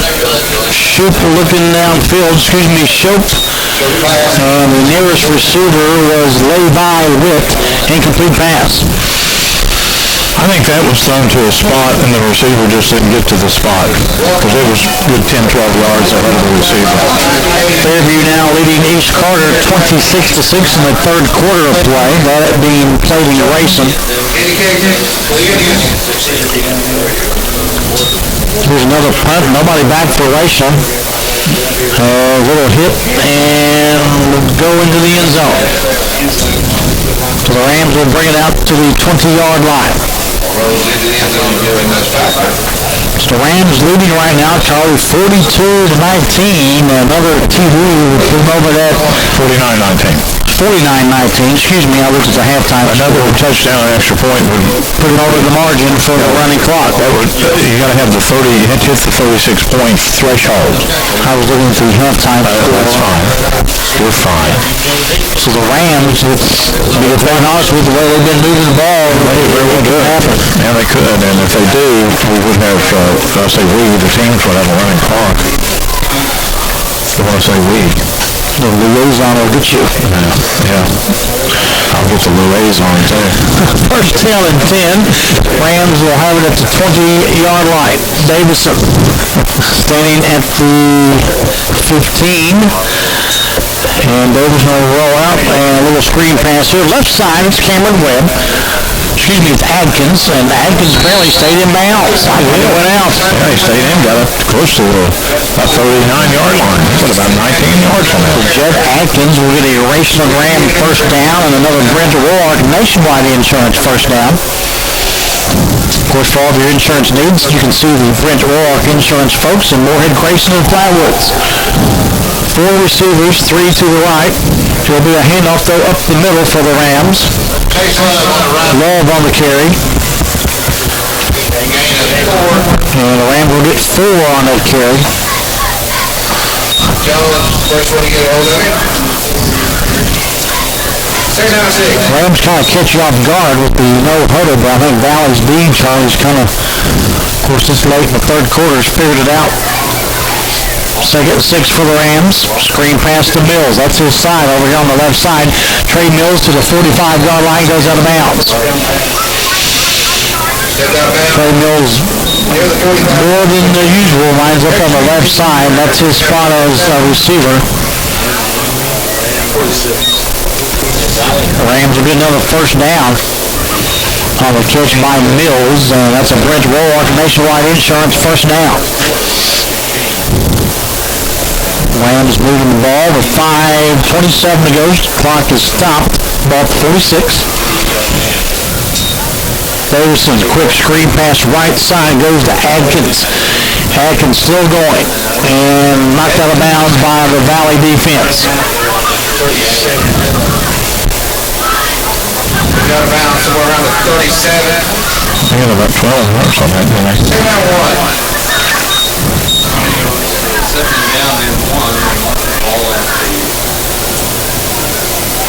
I guess he got 9. Rams now with second and 1, ball 37. End zone right here, number 5. Davison in the shotgun, Walker alone back, Davison a couple steps back. Now airs it out downfield. It's caught, and it is caught, and it's going to be a touchdown for the Rams. For 37-yard Ram touchdown. That touchdown was brought to you by Kentucky Automotive this morning. Brought to you by Howard Engineering. Rams score another touchdown. I believe it was Mills. Was that Mills? So Mills gets his first touchdown of the night. And I'll tell you, Nathaniel Davidson, Charlie, puts about anywhere he wants to. 1 minute, 6 plays. 80 yards. That'll make it 55-19 Rams. That's the 36.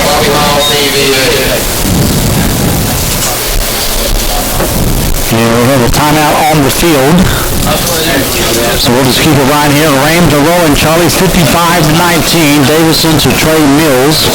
And there was a nice catch by Mills. He had double coverage on him. Revelation took the timeout. Went up and caught the ball and just kept going. Davison pretty much is picking apart the... He has got, I mentioned the arm, but not just the arm. It's the touch. A good spiral with a good touch to get him there. He doesn't overthrow people very often. He gets it in their vicinity. One of the best quarterbacks I've seen. I know that. Good one. LeMaster will try the extra point. It's good. And he hammers it right through. 5 minutes and 10 seconds to go in the third quarter to play. The Rams are rolling. They lead right now 56-19. We're back in a moment on the Cool Hit Sports Network.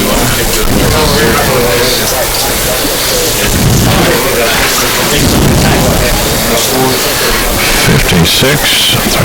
It's 37, so they run the clock. What was the stuff I'm sorry. It was 80 yards on 1 minute, 6 plays. Running clock at that point.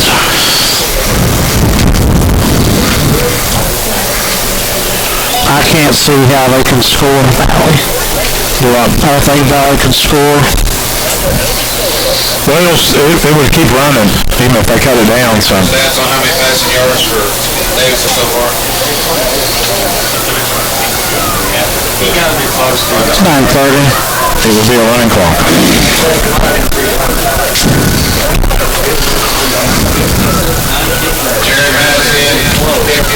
Welcome back into the Carter Cave State Park broadcast booth. Glad to have you tonight on the Cool Hit Sports Network. Kit Robinson, Charlie Dunlap. The Carter Cave State Park broadcast booth. Call 800-325-0059. The Rams increased their lead now, Charlie, to 55-19. And with that being said, the margin of the score, and of course Kentucky High School Athletic Association rule, will have a running clock. And kickoff going to Valley, and they can't do anything with the football. They'll have to actually be back behind the 20-yard line. Okay, so that would... Well, they're going to give him full progress to the 20.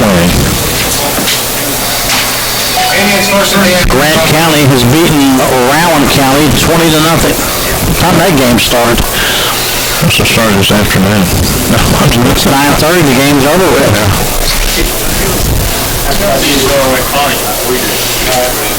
Raceland rolling here, 56-19, 4 minutes to go in the third quarter. Shope is into the center.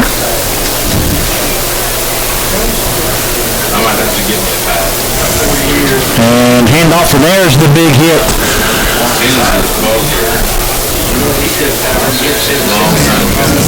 As the runner goes out of bounds for Valley Spradlin, but we still have a big hit. I'll have to pick it up as one of the front men for Raceland. That's one of the candidates. If I can get the number, it looked like it was Carmen hitting him up, making him about put him on the ground. Yeah, I think that's a big hit. He hit him and got back up, but Carmen pretty much hit him pretty good. And that comes with 3:20 to go. 3 yards on that carry by the Valley runner. Shope, two-man backfield. And handoff this time goes to J.T. Ward, and that goes nowhere. That can be a candidate as well. Blake Witt getting a big hit as well.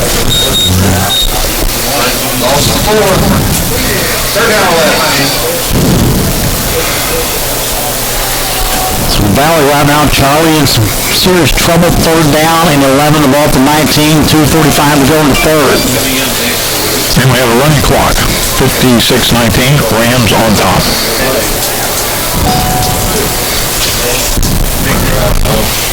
Rams looking to go to 5-0, and next week go to Portsmouth West. Good start for the Rams. Chokes under center. Rams almost jumped off sides, but they get back. Now a passing play downfield. The intended receiver was Christian Breach, could not get it. It'll be fourth down, Charlie, for the Lucasville Valley Indians. They'll have to kick it away, I'm sure. Got some scores coming in from the Game Changer Studios. Johnson Central beat Harlan 44-8. Just keep rolling. County, if you will. Keep rolling, yeah. And speaking of rolling, that's what the Rams are doing right here. Well, they are.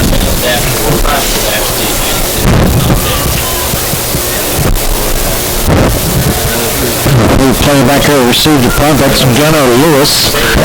And Gunnar Lewis will be taken down about the 50-yard line. So 5 or 6 on return. Seeing a new person in there for the power return. We'll see if Coach Samus puts in some new folks offensively. He's up 55-19. 56-19, excuse me.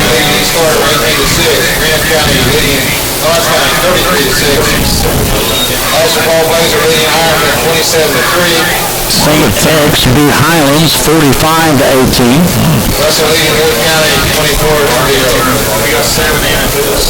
I think we got some new members, clean jerseys. I figure we might be. Man, that's this stage of the game, you kind of want to do that, actually. Oh, yeah. You don't want to get your starters injured. You still got the rest of the season to play. 45 seconds to go here in the third. We'll get your new quarterback. That would be Caleb Damlin, your new quarterback for the Rams. Okay, Damlin. And Rob was your ball carrier. And he got a couple. One more play here in the third. If you're just tuning in, the Rams are rolling 56-19. The last score came and with 5 minutes and 10 seconds to go, and that's where we've got the running clock. And that's going to pretty much end the quarter. The Rams will not run another play here in the third quarter. And we will head to the fourth quarter. It's all Raceland right now. They lead by the score of 56-19. We're back with the fourth quarter in 1 moment on the Cool Hit Sports Network.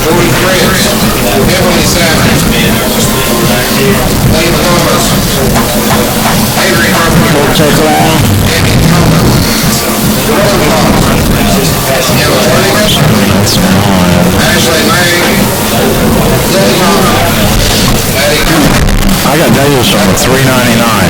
What you got him with? $4.35. I messed up on it somewhere. Which one now? Mills 37. Yeah, I got it. I probably added it wrong here. 40, 50. Say 37. 49, 69. 31 and 69 is 10, 10, 9, 10. I just got him before I missed some of it. Tell me what you got and I'll use yours. 430, that's what I'm going to use. Welcome back into the Carter Cave State Park broadcast booth. As the Rams have the ball at the 48. We start your fourth quarter play. New quarterback in there for the Rams. It'll be Damlin. And Damlin hands it off to his running back up the middle, Chase Love. Back to the line of scrimmage for the Rams. Up next for the Valley Indians.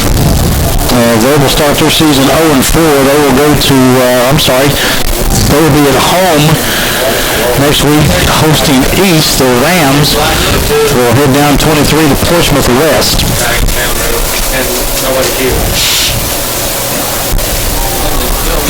Third and 8 for the Rams.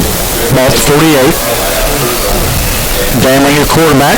Here's Love. Love breaking some tackles close to the first down. Might have one, Charlie. Love, 5'7", 108-pound running back. Nice runner. And he will get a Ram first down. That'll be a Brent Warlock Nationwide Insurance first down. You know, for all of your insurance needs, see Brent Warlock Insurance in Moorhead, Grayson, and also in Flatwoods. So the Rams on the move again with the reserves in there. The ball for 38. Left side runner this time is Justin Whitmore. He's got some room. He's running down people like crazy over on that left side. Takes it all the way down to the 20-yard line. Justin Whitmore coming in there about 5'8", getting another first down for the Rams. A Brent Roark Nationwide Insurance first down. Pretty impressive. It is. And it's good to see, once again, the youngsters getting some action. Ball to 21 with 10 minutes to go in the ball game. It is a running clock. Runner to the right side, that'll be Hunter Lax. And Lax is close to taking it in for a touchdown. Looks like a late flag came in. They're going to give Lax the touchdown. Okay. I thought I saw a flag, maybe I didn't. I think they're just losing some material off their uniform, but Hunter Lax will take it in for a Rams touchdown. Good to see that young man score. Jacob Gideon, number 26. Jacob Gideon now.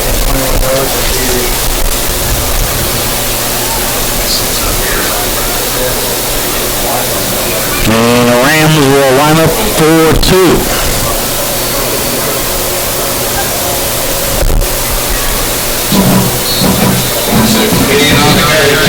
And Gideon will not get in. So the 2-point conversion fails, Charlie, but the Rams still rolling now with 9:32 to go in the game, up 62-19. Back in a moment on the Cool Hits Sports Network. What did you say? Do what?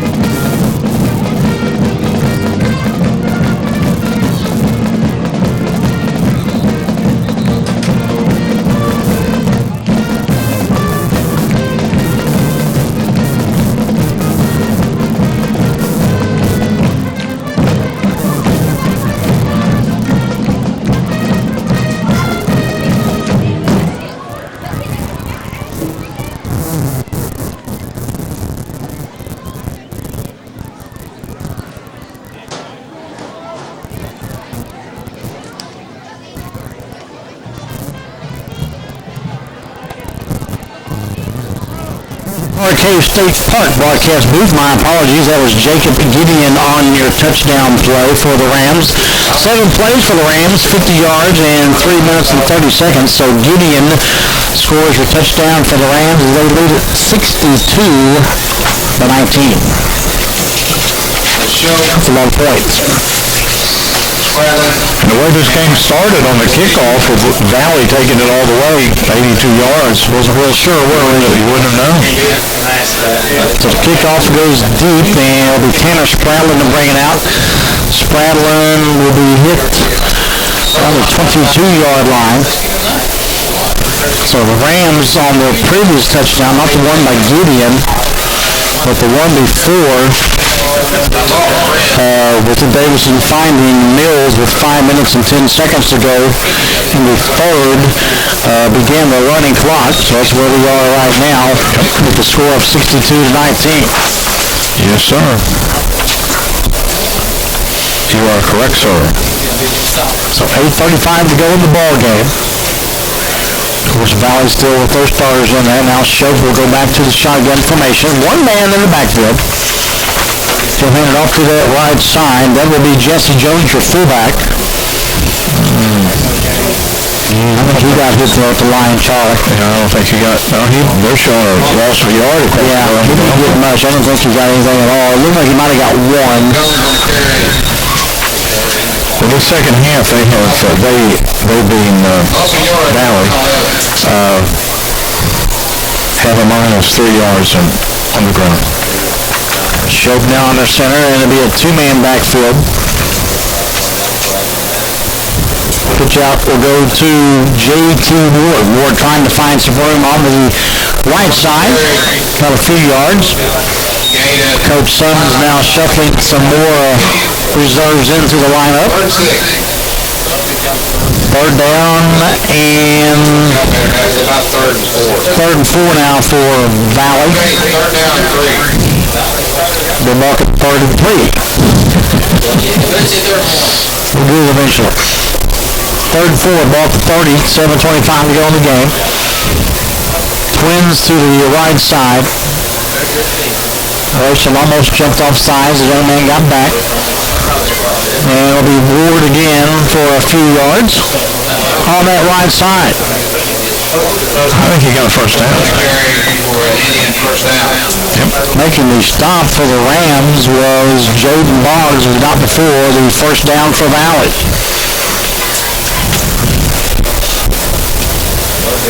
Well, it's a happy JFL night here at Raceland Rams Stadium.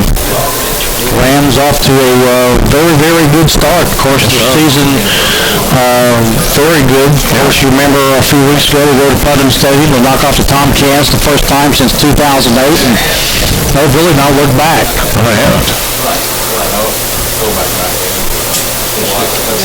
Shope will take it, and it'll be as the quarterback keeper trying to throw the Rams defense off a little bit. Coming up to make the stop was Gideon. Gain of 5 for the quarterback, Shope.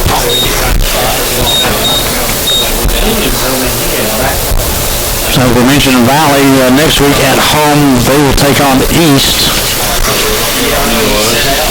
And the Rams will travel again. They will be Portsmouth West. 5:52 to go in the game.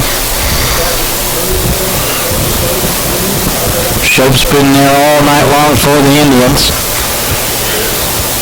Pitch out right side to J.T. Ward. Ward up past the 45-yard line. Close to the 50, but still a little shy. Good for another Indian first down. And Coach Simmons again shuffling players in and out. Coach Simmons pretty much knows, I guess he has this one, Charlie. The headsets are off. Been off for a while. The starters, most of them sitting here on the bench. It'll be the first down for Valley. The ball up to 47, 5 minutes to go in the game. So Valley's still going at it. This time the running back in there, that'll be Caden Mollett. The running back, Caden Mollett, a 5'8 freshman, Charlie, getting in touch. First time we've called his name tonight. And Simmons again putting in some more players. 4 in, 4 out by every other play. Gain of 3. Second down, 7. The way this game started on that kickoff, that 82-yard return by Valley, and then Raceland came right back with a 60-some-yard pass. We knew there was going to be a lot of points, but Valley kind of slowed up, only got to 19, and the Rams up 60, have 62 on the Well, it'll be interesting to get your final passing yard stat-wise tonight. Nathaniel Davison's having another heck of a game. New quarterback in there for the Valley Indians. That will be Connor Farrell. He's a freshman. Did you say Farrell? Farrell, F-E-L-L. Connor. Gain a yard on that carry by the Valley Indians. They put him right at the 50-yard line. Well, a little bit more than that, up to 48. Third down, 7. Third and 7 now for Valley. Clock at 3:44.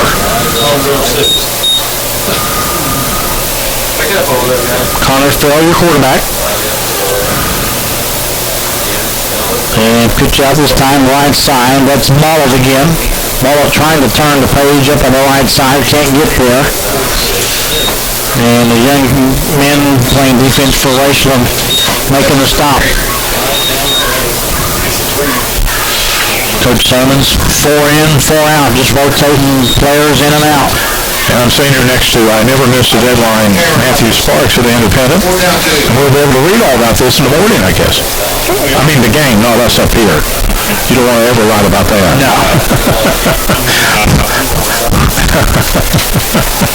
Valley has it at the 45. They need 2 for the first down. We got a flag. Forward progress might got him the first down, but you're going to have a flag in the backfield. Not too many, really, Charlie. Penalties. No, not a lot at all.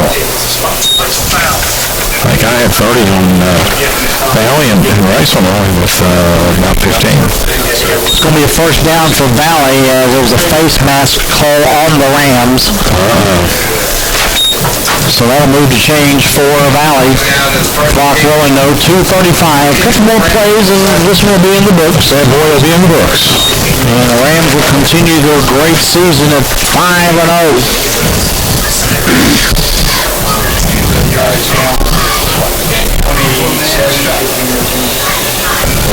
Valley looks like the Minnesota Vikings. Yeah, they do have a big V, don't they? Under center is your quarterback. That's your second one we've had in there. Fail. Yeah. Fail got... and quarterback Cooper gets it down to about the 25-yard line.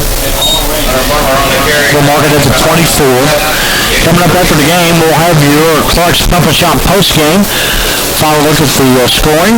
Charlie will have the stats, and we'll have the interview with head coach Mike Sammons, which I would say would be a good one since his team has won another victory here tonight. It's always nice when you win at home. Minute 32 to go. 24-yard line from the Indians. Left side handoff for pitch out goes to Mollett. He's a nice runner. Hunter Mockler. So Valley getting some new kids in as well. Minute 9 to go. They want to push one in. They'll go with the 13-yard line. And Farrell will pitch out over to the right side. Once again, this will be Montler. He's pushed back. Elkins making the stop. And it'll be interesting to see if Valley will get one more play off with 38 seconds to go. Second and 8, ball at the 11. This will probably be your last play. Well, they're actually depending on what Valley can do. And fail. We'll do it to his running back again. Montler, and that should do it. Charlie done that. Yeah, that's pretty much going to be all. So the Rams, second game that I've done, they've had a running clock, and they're going to win this one tonight. They may want you back. I think I'm bringing them luck.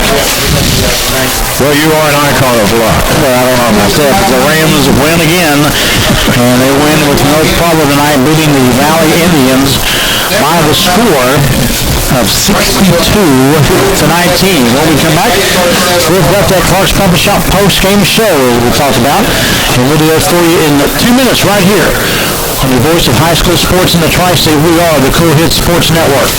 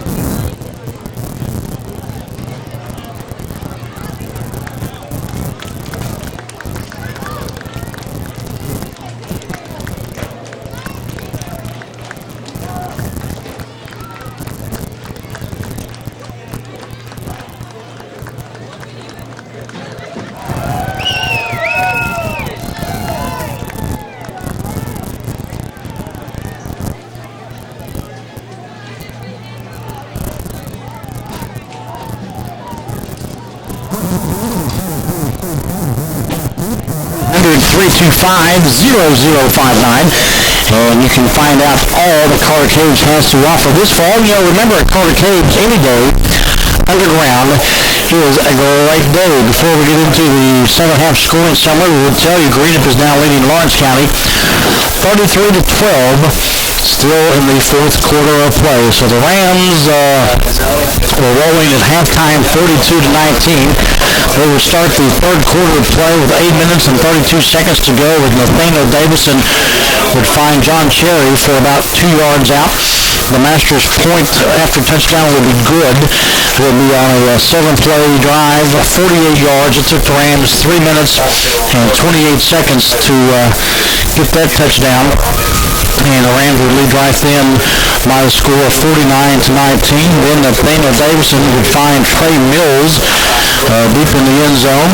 The score would make it 56-19 with the extra point good by Luke Master, who pretty much Charlie was on target all night long. That would bring us to the end of the third quarter, 56-19. That scoring drive by the Rams would be on 6 plays, 80 yards. And it would only take really Raceland just 1 minute to score. And then about that time you had your running clock. Actually, you did have your running clock. The Rams would get some reserves in, some reserves coming in. And then Jacob Gideon would score to make it 62-19 on 7 plays, 50 yards. With 3 minutes and 30 seconds to go, and really Charlie will have the stats, but pretty much the pinpoint of the game tonight really was the passing game for the Rams, and Valley just defensively wise, a good-looking team. They're going to get there. Just the secondary just couldn't cover the receivers that the Rams had, and the Rams will now improve to 5-0 and win this one tonight by the score of 62-19. Scoring summary brought to you by Kentucky and Ohio Automotive Centers in Grayson and Portsmouth. You know, you too can score big when you purchase your next vehicle from the good folks at the Kentucky Ohio Automotive Centers in Grayson and also in Portsmouth. Rams 62-19. We'll come back in 2 minutes on the Cool Hit Sports Network. Open it for me. I can't open it. My hand will not let me open it. Thank you. Isn't that awful? That carpal tunnel won't let me get a hold of it. Thank you.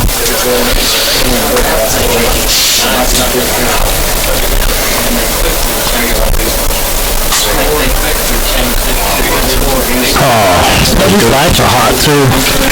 Yeah, they are. What was his pass? Oh, I can write it down. I went with Matt on the stats.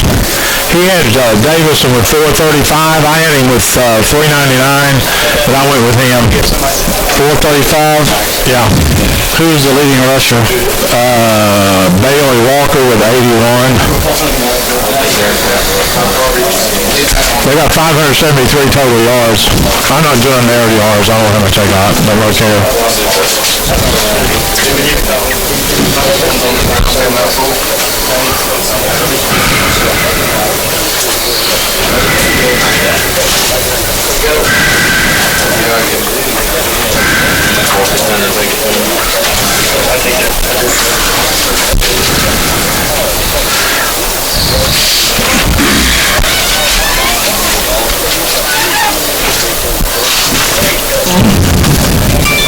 You want me to do this, or? Yeah. Do I need to read this? Yeah. Who is our show sponsor? Clark's Pump Shop. Ashland beat Ironton 27-3. Good.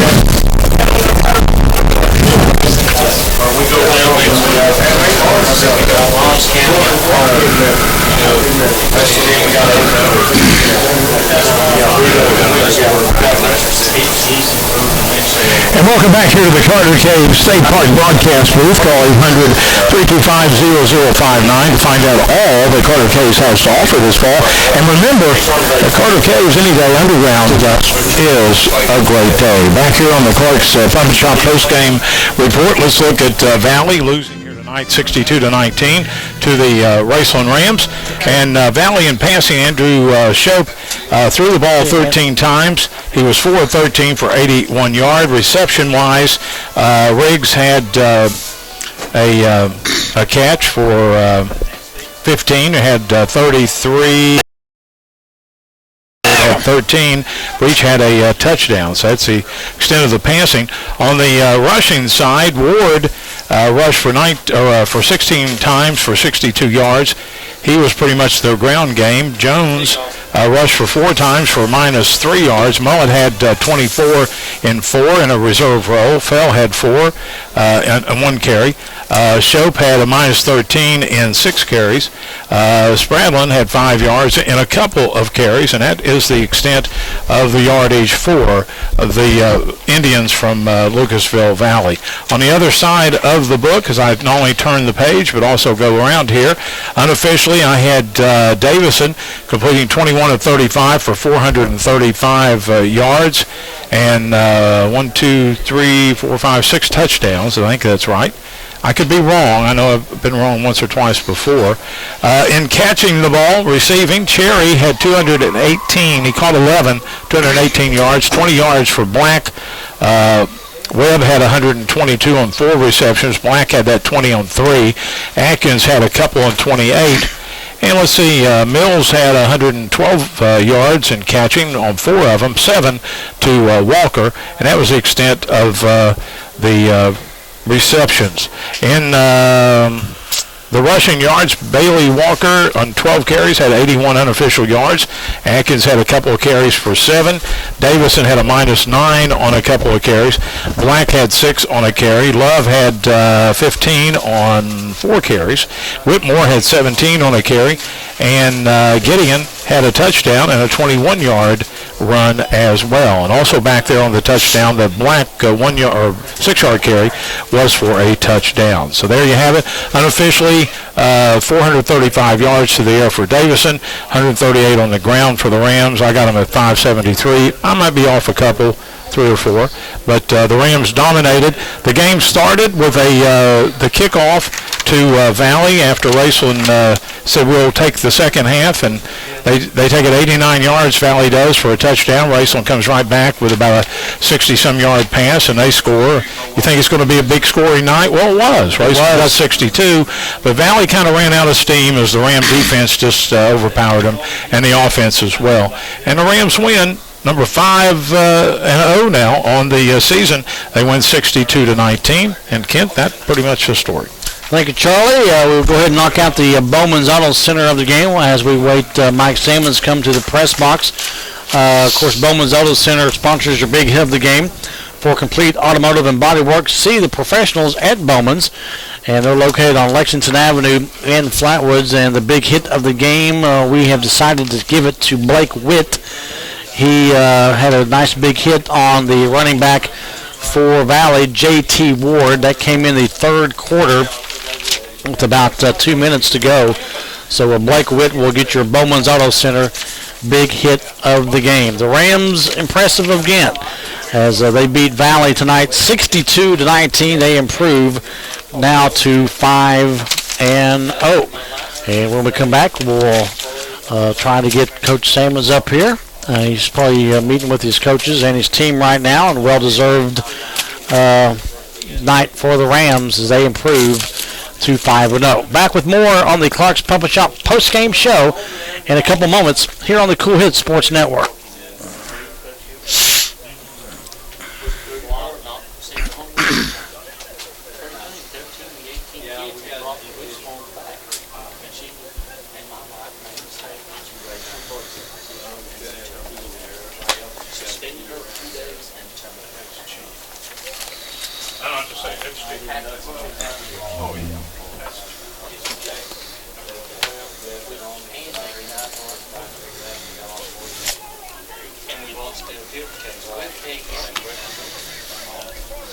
She's been holding that ball.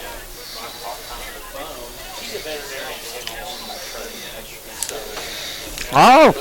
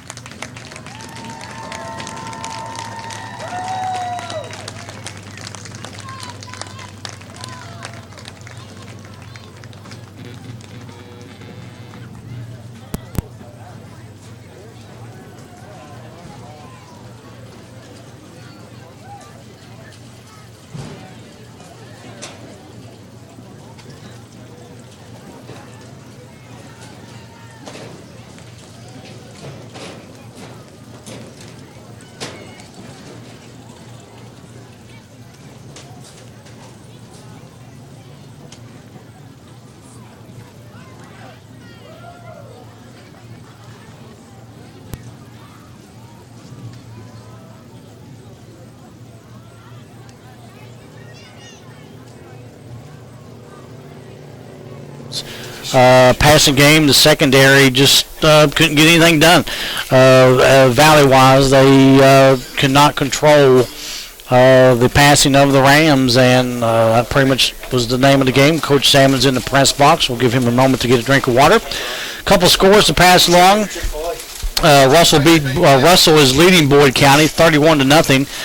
That's still in the fourth quarter. Fairview's beating East Carter 32-6. And the Ashland Tomcats have beaten Ironton 27-3. So a few scores we can pass along to you right there. Coach Salmons has joined us here in the press box, and a pretty good night for Ram Nation, and a good night, Coach Salmons, for JFL night. And my friend, you continue to roll at 5-0, 62-19. You won the coin toss. You defer. And it looked like from the onset, the guy run the kickoff for a touchdown, and wasn't sure how things were going to go. But your kids settled down, and congratulations, buddy, win number 5. Thank you. Appreciate it. Our kids battled all night. You know, I don't know whether there was distractions or what with JFL night and things going on. We kind of got off to a slow start. And even after the kickoff, we kind of landed on our feet and scored, and then we let them score again. Then we had I think maybe we had a mishandled a punt, led to their second score. So those things we got to get better at. We got to come out of the gate. Obviously, we're going to play 10 more games is our goal.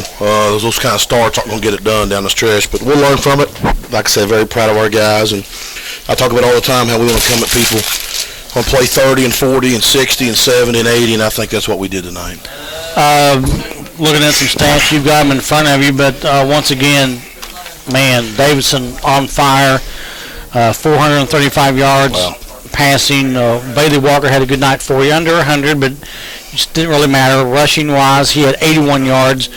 On the ground, Charlie had unofficially about 138 yards on the ground rushing. So with the passing and the rushing, Coach, you have a total of 573 yards offensively.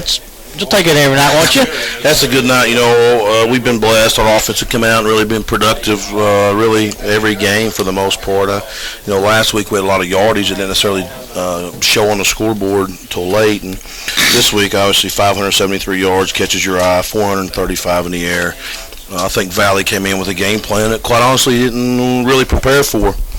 I think they wanted to make us throw the ball and load the box and take away Bailey and all of our run game. And, our guys made some throws, and obviously our guys on the edge made some catches.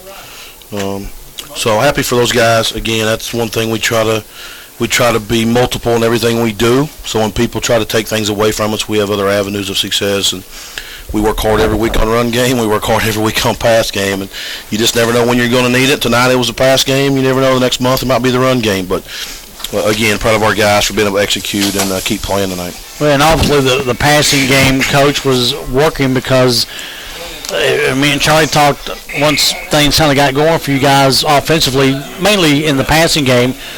Valley secondary did not have an answer for Davison because he was finding Webb and Adkins, and Trey Mills got a touchdown tonight, and it just seemed like it was down in the middle, and it was to the left, and it was to the right, and you were picking apart the yards when you got them, and that's why you end up with the yards that you did passing-wise, 435. But you and your coaching staff, kudos, you had to see something that Valley secondary wasn't doing, and I'm guessing that's why you kept throwing the ball at them. Yeah, again, they came out in some cover zero stuff, which basically means they had no safety in the middle of the field, and they were just trying to really make us not run the ball, make us throw the ball, and I think they wanted to make us throw it quick so they could try to pressure us a little bit. And, we got some guys on the edge that can make plays. Those guys are a little bit older, and those guys made some plays tonight. I see we had 2 receivers over 100 yards, which is phenomenal. So, our guys made catches on the edge, and when you do that, it adds a different dimension to your offense. So, Valley, that's what they tried to do tonight. Honestly, like I said earlier, we weren't prepared for it. But. Well-disciplined game, I think, on your part. Wasn't too many penalties called on you tonight, and is that due to the fact that the more games you play, the kids kind of know what you guys as a coaching staff want? You want to be disciplined when you're on the football field. Yeah, I think so. I mean, obviously, our guys, the line of scrimmage, we had a few holding calls along the way in the last few weeks. We've had to try to clean up. I know tonight we had a legal procedure to start off the second half. Just little things like that we got to get better at. But yeah, as time goes on, our guys learn, what they can get by with and what they can and what works in this course of a game. When you have officials out there, it's kind of hard when you practice all year and just get one scrimmage to really know how officials are going to officiate games. And, a lot of guys that hadn't played before, so they're learning. And area very important to us, turnovers and penalties every week. We harp on them, and tonight we were good in that area. Enjoy this one, my friend. The Rams win 62-19. You're off to a great start, 5-0. Next week, you're at Portsmouth West, and it's another Ohio team. What do you know about them?